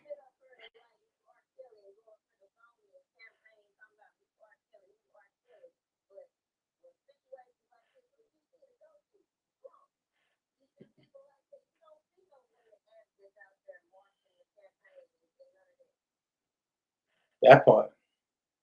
And because it's all a show. And the thing about it is, when the cameras is on, everybody pumped. But when the cameras are off, nobody give a hell.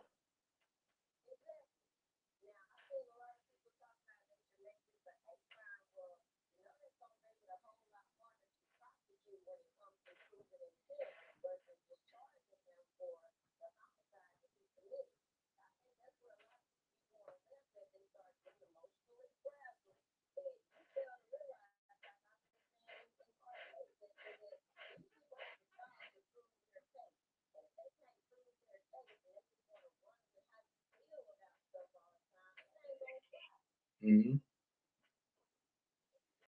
And the crazy part about it is like charging that as a hate crime. How? But I mean, but he never spewed out nothing hateful in the beginning.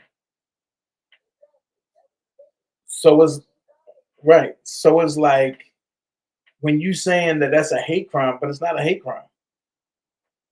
That's first degree murder. Now, if you want to go deep with it, and we can give it first degree murder with the intent to kill. Exactly. That's where the intent coming in. Because he could have shot in the arm. Well, technically, he could have tased her. But I'm gonna keep it a step further. A pot of water, and you're supposed to meet level of strike with the same level. I mean, matter of fact, you're supposed to use level of force with the same level of force. So a taser would have been too forceful. He could have OC sprayed her. And the OC spray that they carry, that all of us carry, that would have made her drop that pot. And technically, he ain't even had to hit her with it.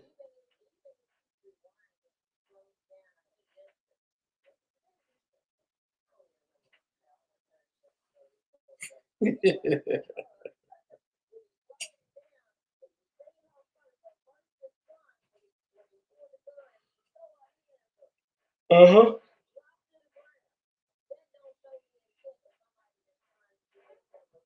Nope.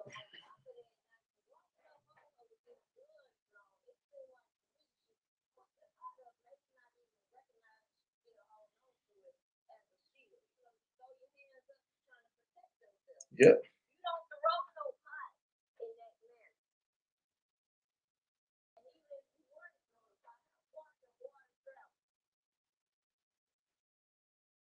Well, pretty far. If you can throw pretty far. It.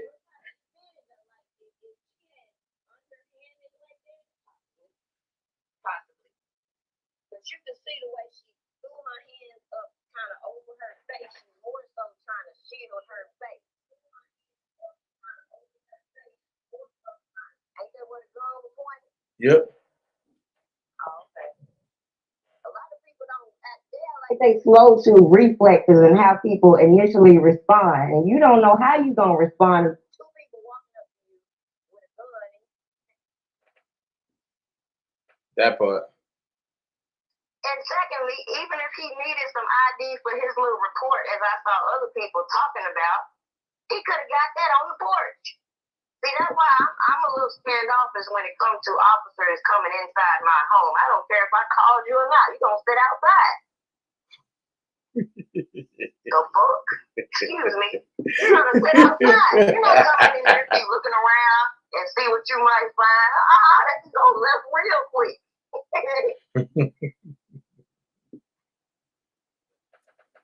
So, yeah. I mean, so what you think the officer should get in this case? I think they should give him the same thing they would give anybody else on a first patrol. Actually, I think they should enhance it because, again, your job is to protect and serve. So if you so impatient or you so in fear of certain things that you can't physically see, we don't need you with no gun. You don't need no gun. Because it's strange that, again, when it comes to our mental instability, it's quicker to just take us out. Forget us. We crazy. But them over here, they can give me counseling. They can get it over here and go through all this sympathy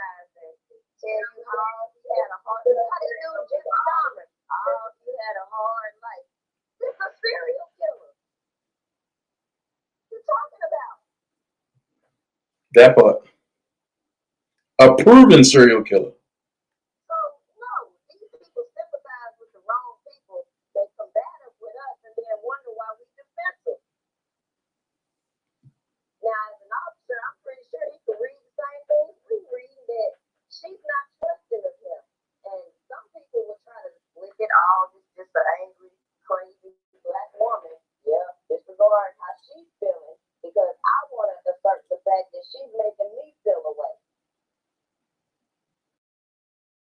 That And not only that, the cultural differences were he probably didn't even know what she was talking about when she said, I rebuke you as far as him. Now that demon knew. The demon knew. But as far as him, the cultural differences, they don't realize how we'll be quick to say, I rebuke you in the name of Jesus. You do something to me, I rebuke you. We'll say that quick. man. How would you get it internalized in like, oh, she got a pot of water. Now she's going to try to throw the water on me to rebuke me. That ain't what she said. Come on now. He throws some water on and rebuke you. I'm going to throw the water and I'm going to rebuke you for real, for real. In the name of Jesus, I'm going to baptize you with this water. You better not. So to go back to your point of the CPR thing, of course not, she didn't need no CPR. She needed a immediate response. Once she dropped, once she was no longer a threat, their civic duty was to make sure she, try to stabilize her at that point. Yep. This man said,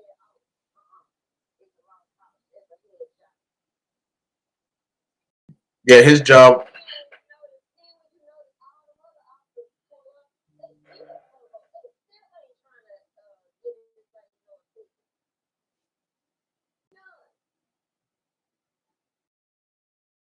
That's sad.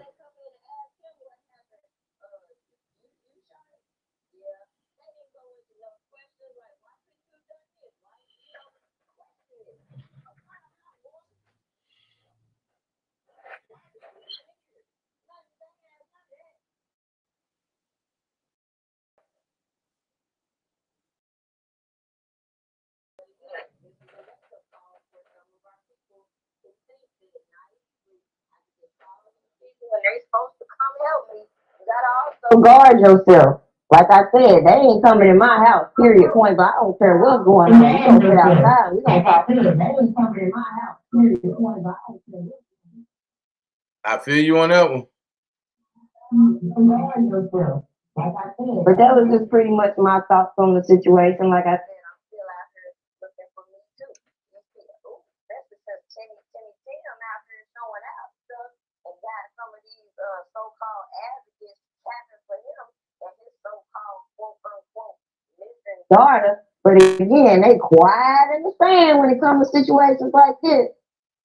You don't see them out there trying to demand the same justice with these police officers. Black women, that don't matter then. It ain't no protect black women then, huh? That's the way they make it. Yeah, I know. They got me messed up. I check myself. Shit, I ain't waiting on nobody. So, okay, so what's your take on Kamala Harris? Now, you know, I ain't trying to ruffle the dream team up here. You know, I ain't, we ain't doing it.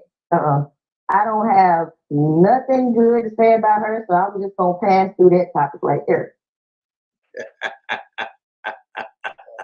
They over here talking about, you say that now, but when Trump get in office, don't say nothing about Project 2025. That's not even his project. See, that's how goofy y'all is. These celebrities done got up here and told you to Google something, and you felt like you was smart, so you go over here and half read stuff, but you skipped the part where Trump disavowed Project 2025. Trump got his own Agenda 47. Look that up.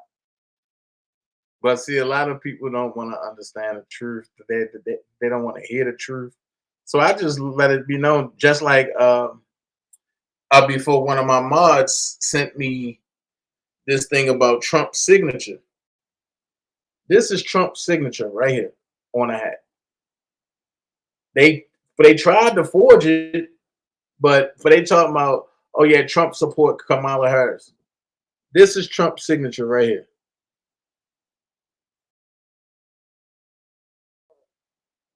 Not none of that crazy stuff, but that y'all see with the market. So I just tell people, like, you know, scammer as EJ caller, scammer as EJ caller. And then here's the thing.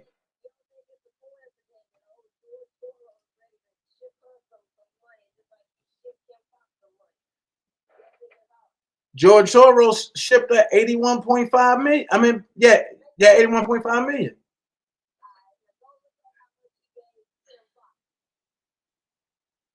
Uh, 65.6 million.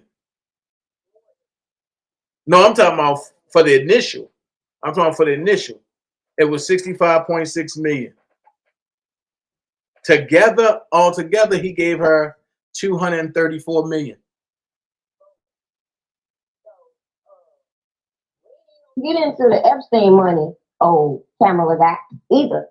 Not gonna talk about that.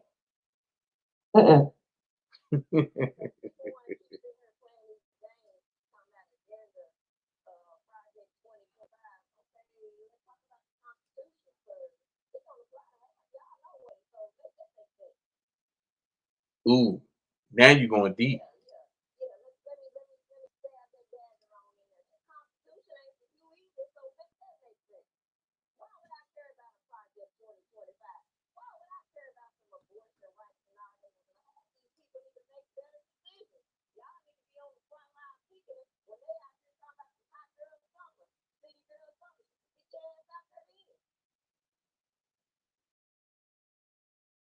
Man, this is crazy.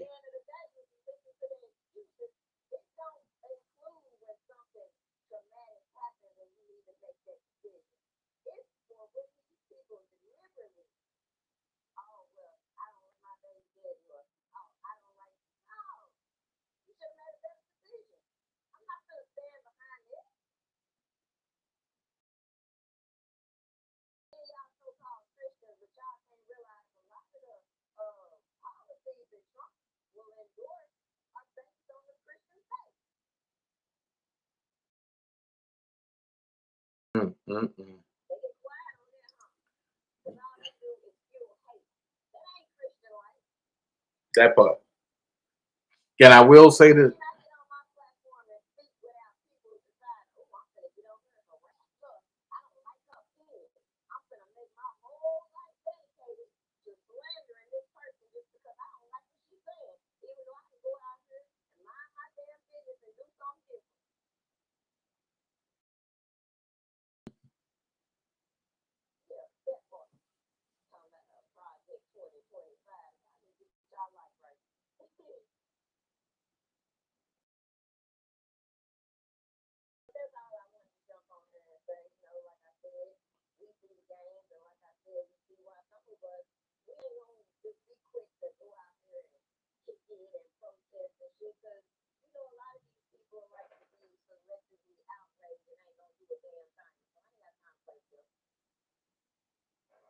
Yeah, it's facts.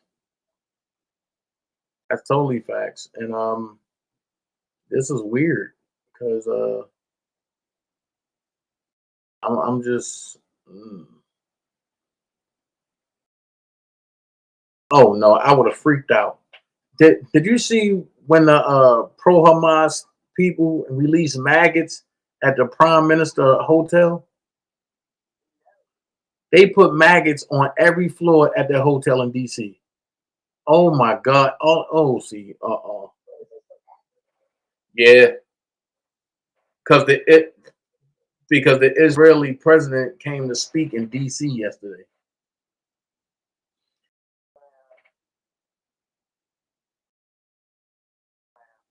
And then whoa. Hold on. Don't take your shoes off and leave outside of India. Oh, that's a whole cobra that came out that man's shoe. Oh Lord, wait a minute.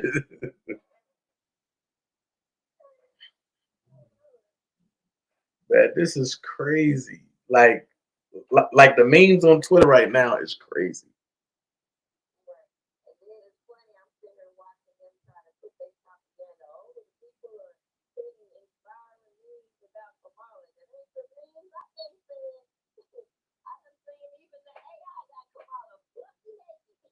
Yeah. Yeah. But they say her knees are quite exposed.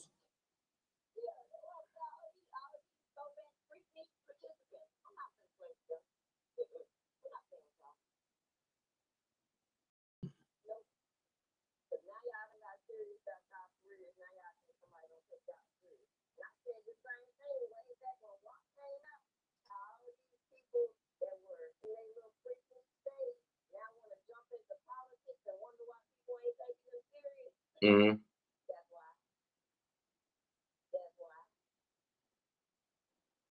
So they still got.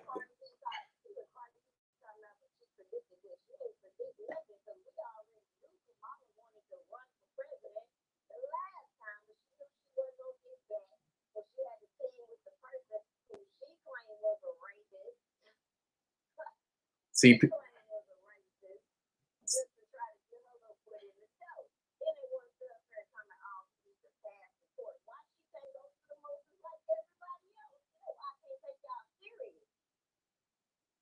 these.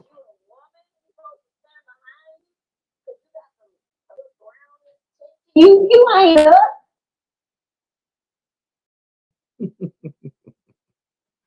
Prima said, "You ain't us."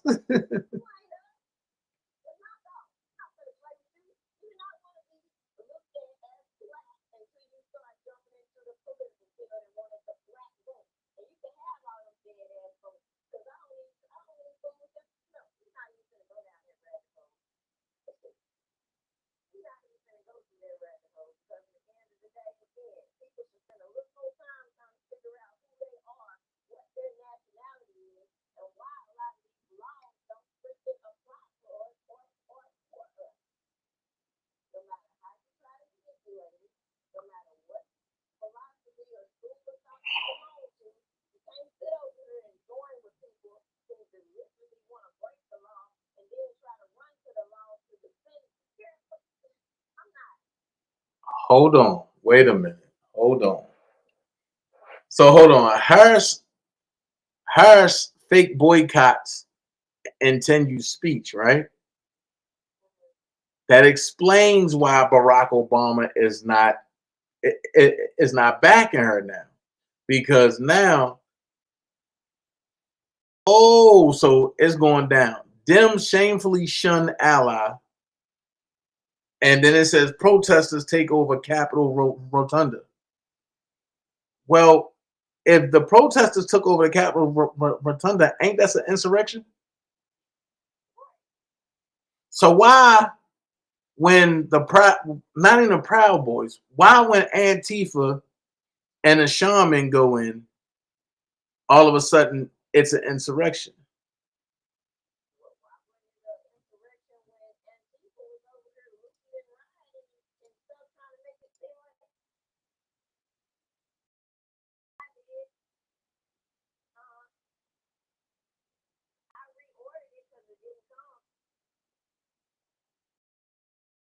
Man, these folks is crazy. Hold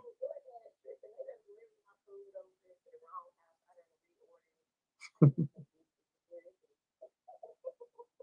So Osaka James said, "I'm a Black American and I will not be voting for Kamala Harris." They running a whole petition over here on Twitter on her.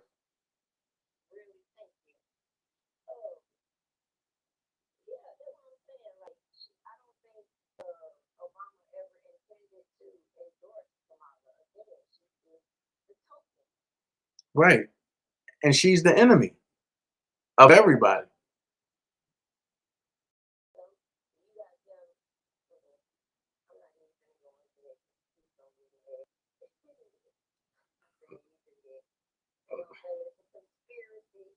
Hey, listen, like I tell everybody, conspiracies is nothing but a conspiracy is nothing but the truth that that the left don't want to hear. That's all. But Amelia News said yes, T. Yeah, Trump. Yeah. The whole Congress applauded the war criminal.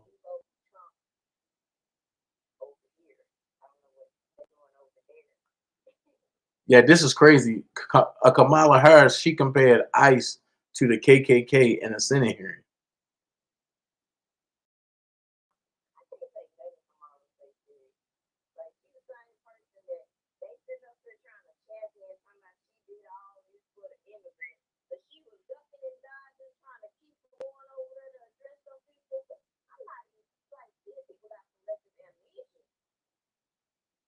Man, listen.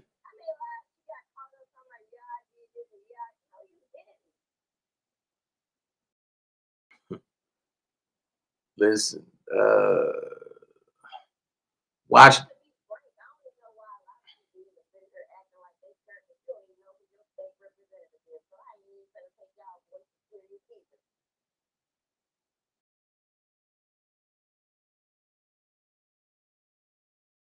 They said Kamala Harris isn't the change Democrats need. Oh, Jesus. And she might not be the nominee. Especially if Big Mike decides he want to run. I mean, she want to run.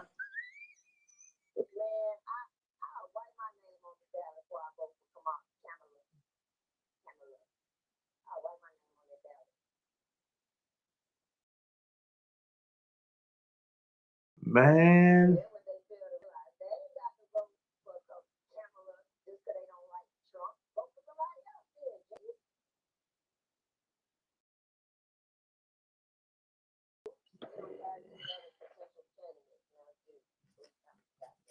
They don't have nobody that's worth running.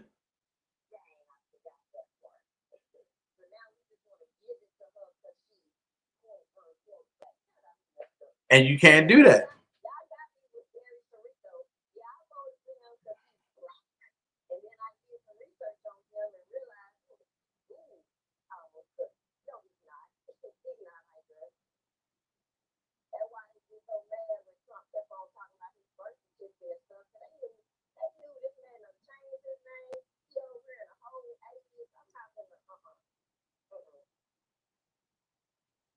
Oh, I'm getting off of LinkedIn. LinkedIn co-founder Reid Hoffman gives $7 million to Harris while demanding she fire FTC chair Lena Khan. Ooh.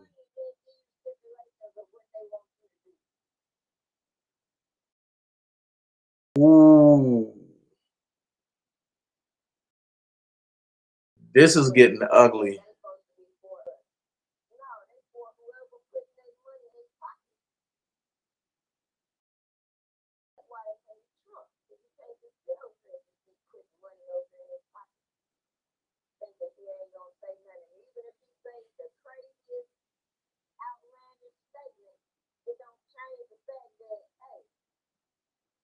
Uh-oh.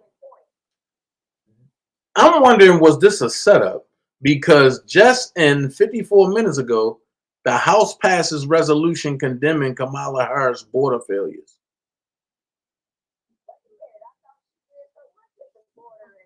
They about to send her to jail.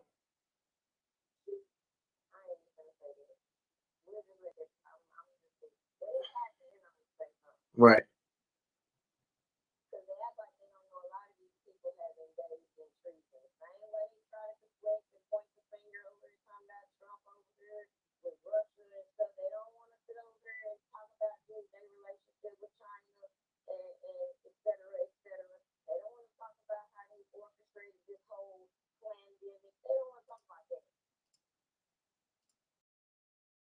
And how they instill fear in everybody, but wait, you got people that'll sit up here and say they don't like Dr. Umar for telling the truth, but then they don't say nothing about the country stealing, trying to instill fear into people to take a COVID shot. Stop.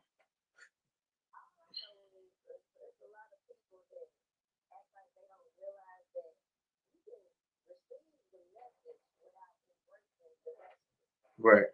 Right.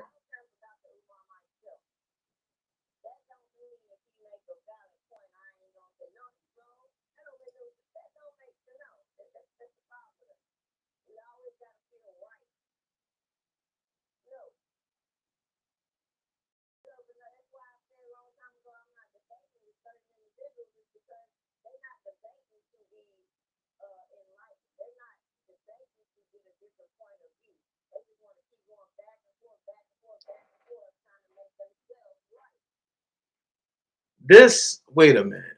This press secretary for the White House, Karen Jean-Pierre, is she delusional too? She said Biden will go down in history as one of the nation's greatest presidents, accomplishing more in nearly 4 years than most do in 8 years. Are you crazy?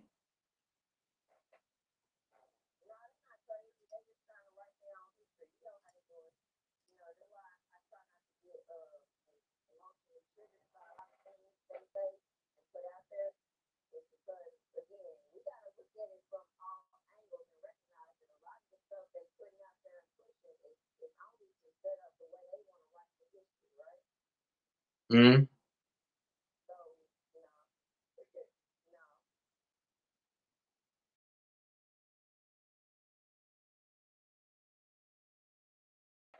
Hold on. Hold on.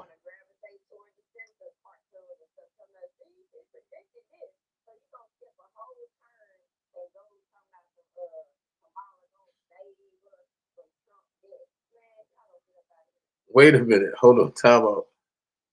Listen to this. Wait a minute. Kamala Harris is not a good person. I was a cart girl at the course in Maryland. This was about 10 years ago. Kamala Harris had some friends who belonged there, and she came out for a round. When I saw her on the fifth hole, I politely asked her group if they needed anything. They all came up to the cart. Kamala asked if I had any peanuts, but we didn't. She just looked at me like I shot her dog and said, wow.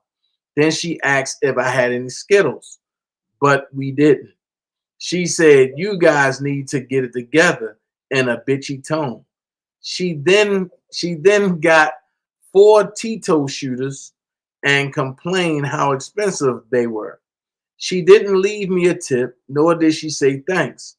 Figured I'd watch her next shot. She chunked it 4 feet. Turns out she doesn't just suck dick. She sucks at golf and at being a good person. What the hell? Oh my God. I'm about to add that on my Twitter right now. Look, go to my Twitter. I just reposted it. Lord have mercy. These people are going crazy.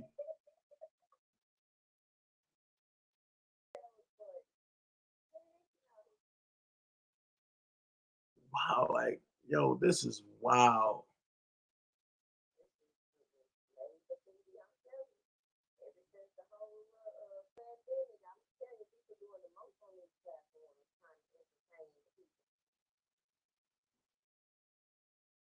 So I'm thinking that I might, oh man, I might go to the DNC. I got to see if I can get some press credentials because I want to get on the platform and talk.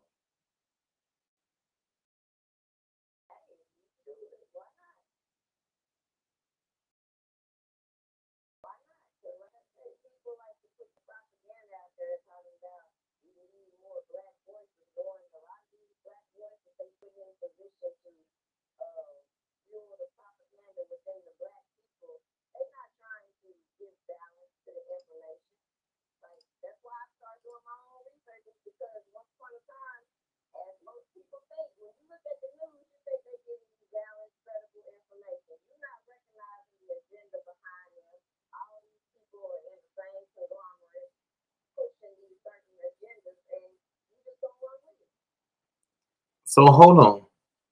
So now they saying that they found how everybody's using the same social security number. What the hell?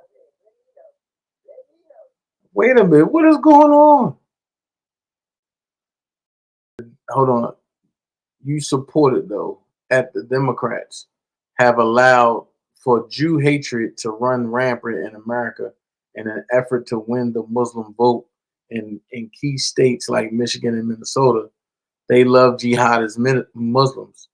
We need to deport these people and ban them from coming to our country. Facts. I agree with that. Oh, hold on. Adam Schiff said what happened yesterday in Washington, D.C. was the latest hateful incident and the wave of anti-Semitism plaguing our country. Man, hell with you, bro.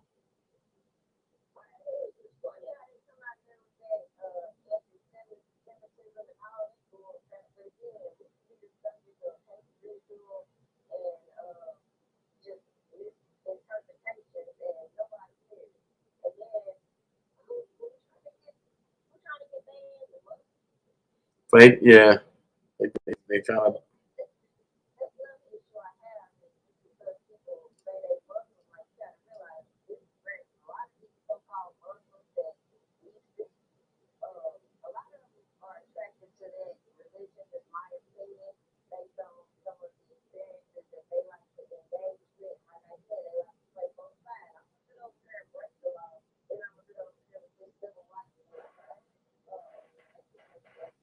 Yeah, that's true.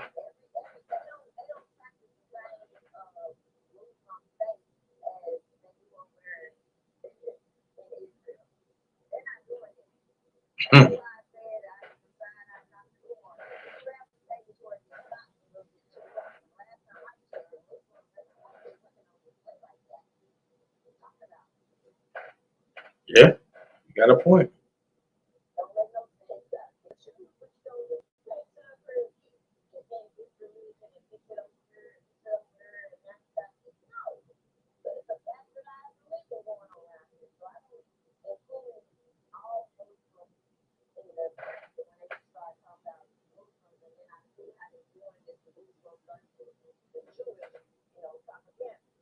So Kamala going after the gay community by going out by going on RuPaul Drag Race,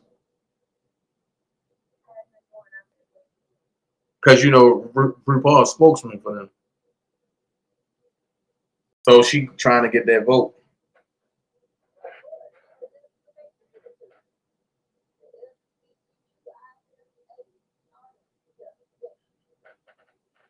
Well, you know they trying to pass. Well, you know they trying to pass the law where pedophilia is legal. We been said there and said that. We been said that. Yep.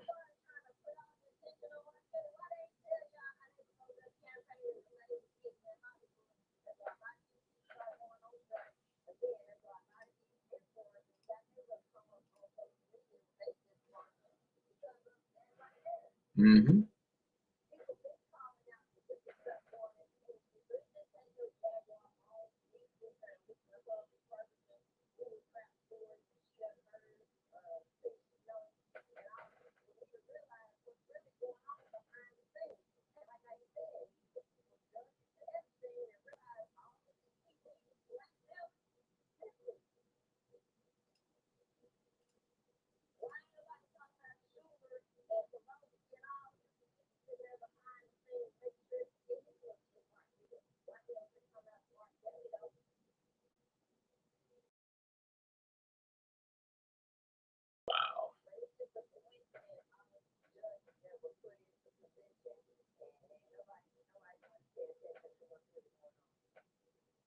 Trump said he not going to be nice. Okay, good.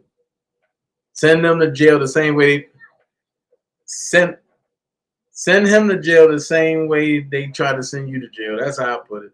But I put it on display for everybody.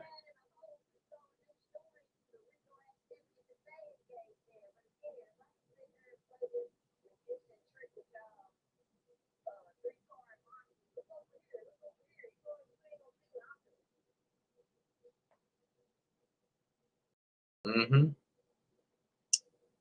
Oh man. Laura Loomer just confronted John Tester, Senator John Tester. Oh man, I wish I was there for that. See, I'm gonna call Laura today. I'm gonna call Laura today because I need some stuff done.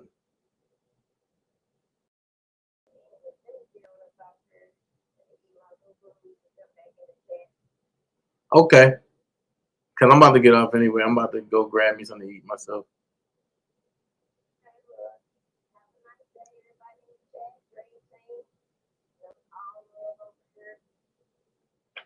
Alrighty. Watch this. And for all the people that said that Kamala was winning in the polls, Trump destroys Kamala in battleground state polls. This is starting to look like a Hillary thing again.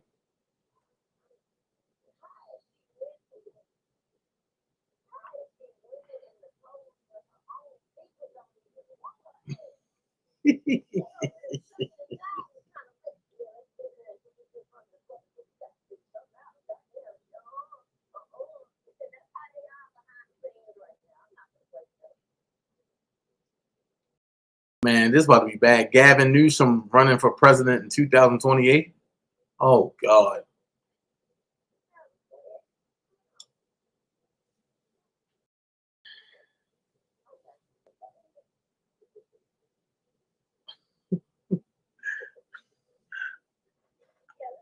All right. All right. All right. Hold on, man. I got one more person to call. Hold on.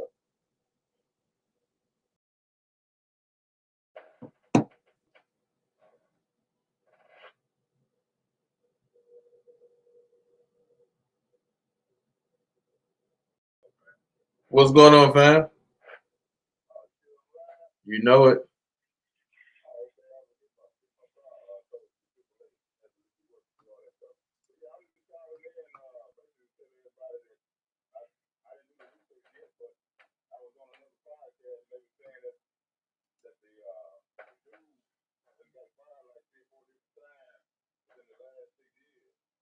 Oh, wow.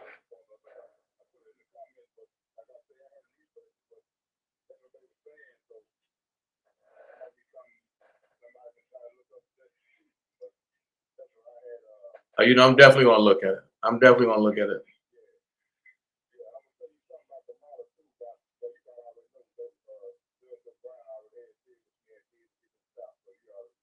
Right.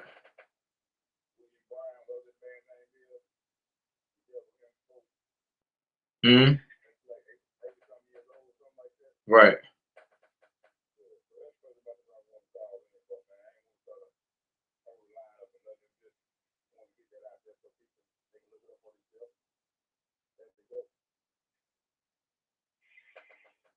Okay. No problem. All right. All right.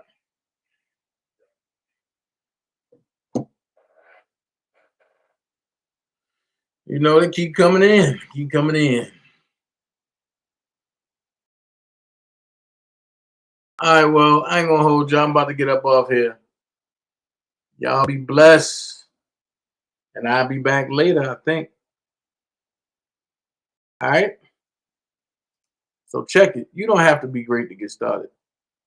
But you have to get started to be great. Be someone important. Be yourself. And until next time, y'all know what time it is for me. I'm up out of here. Peace.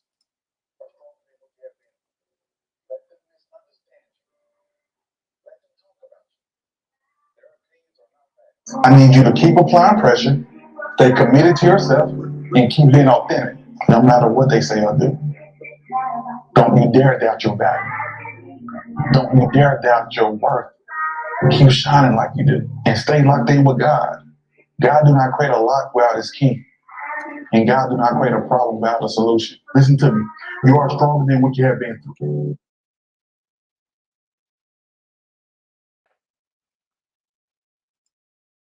Down, these civilized people, they'll eat each other. This president deserves the support of the Black community because he's earned it. There is a solid majority of us that see you, see what you're doing, see what you did for HBCU schools. That was actually the deal for us. I wager to say that there is no American president since Lincoln that has had the impact for Black America that President Trump has had. Joe Biden supported the crime bill in '94. He has imprisoned Black America, basically. Trump supported the NAACP and Black youth like myself in '87. He's a businessman. He's bringing businesses back into America. Bringing jobs back to America. Bringing the truth back, and he's stopping needless wars. my day is going to be like amazing. I'm never going to forget this day. This day is historic. In 2016, I made you a solemn pledge. I would be your greatest champion. In the first 3 years, we achieved the lowest black unemployment rate in history. We achieved the largest job gains for African Americans on record. The poverty rate for African Americans reached the level ever recorded. I did more for the black community in 47 months than Joe Biden did in 47 years. We cannot deny that man has done everything that he has set out to do in record-breaking time. Can we say 3 years? Can we say 3 years? We will create 3 million new jobs for the black community, open 500,000 new black-owned businesses, bring even greater fairness to the justice system. We did criminal justice reform. I would thank President Donald John Trump. Create a ladder of opportunity for African American children by delivering school choice to every parent in America. Together we made unbelievable progress and achieved once unimaginable success. And with your support, your vote, and your voice, the best is yet to come.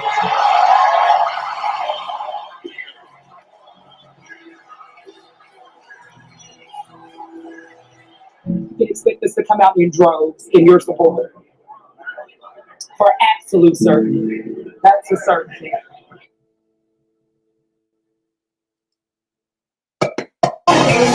What you gonna do now? Get ready, cause I'm really about to put it down. Never disrespect you. Tomorrow, but tonight I wanna stay with you. Down, down, down, down. I'm so, I'ma be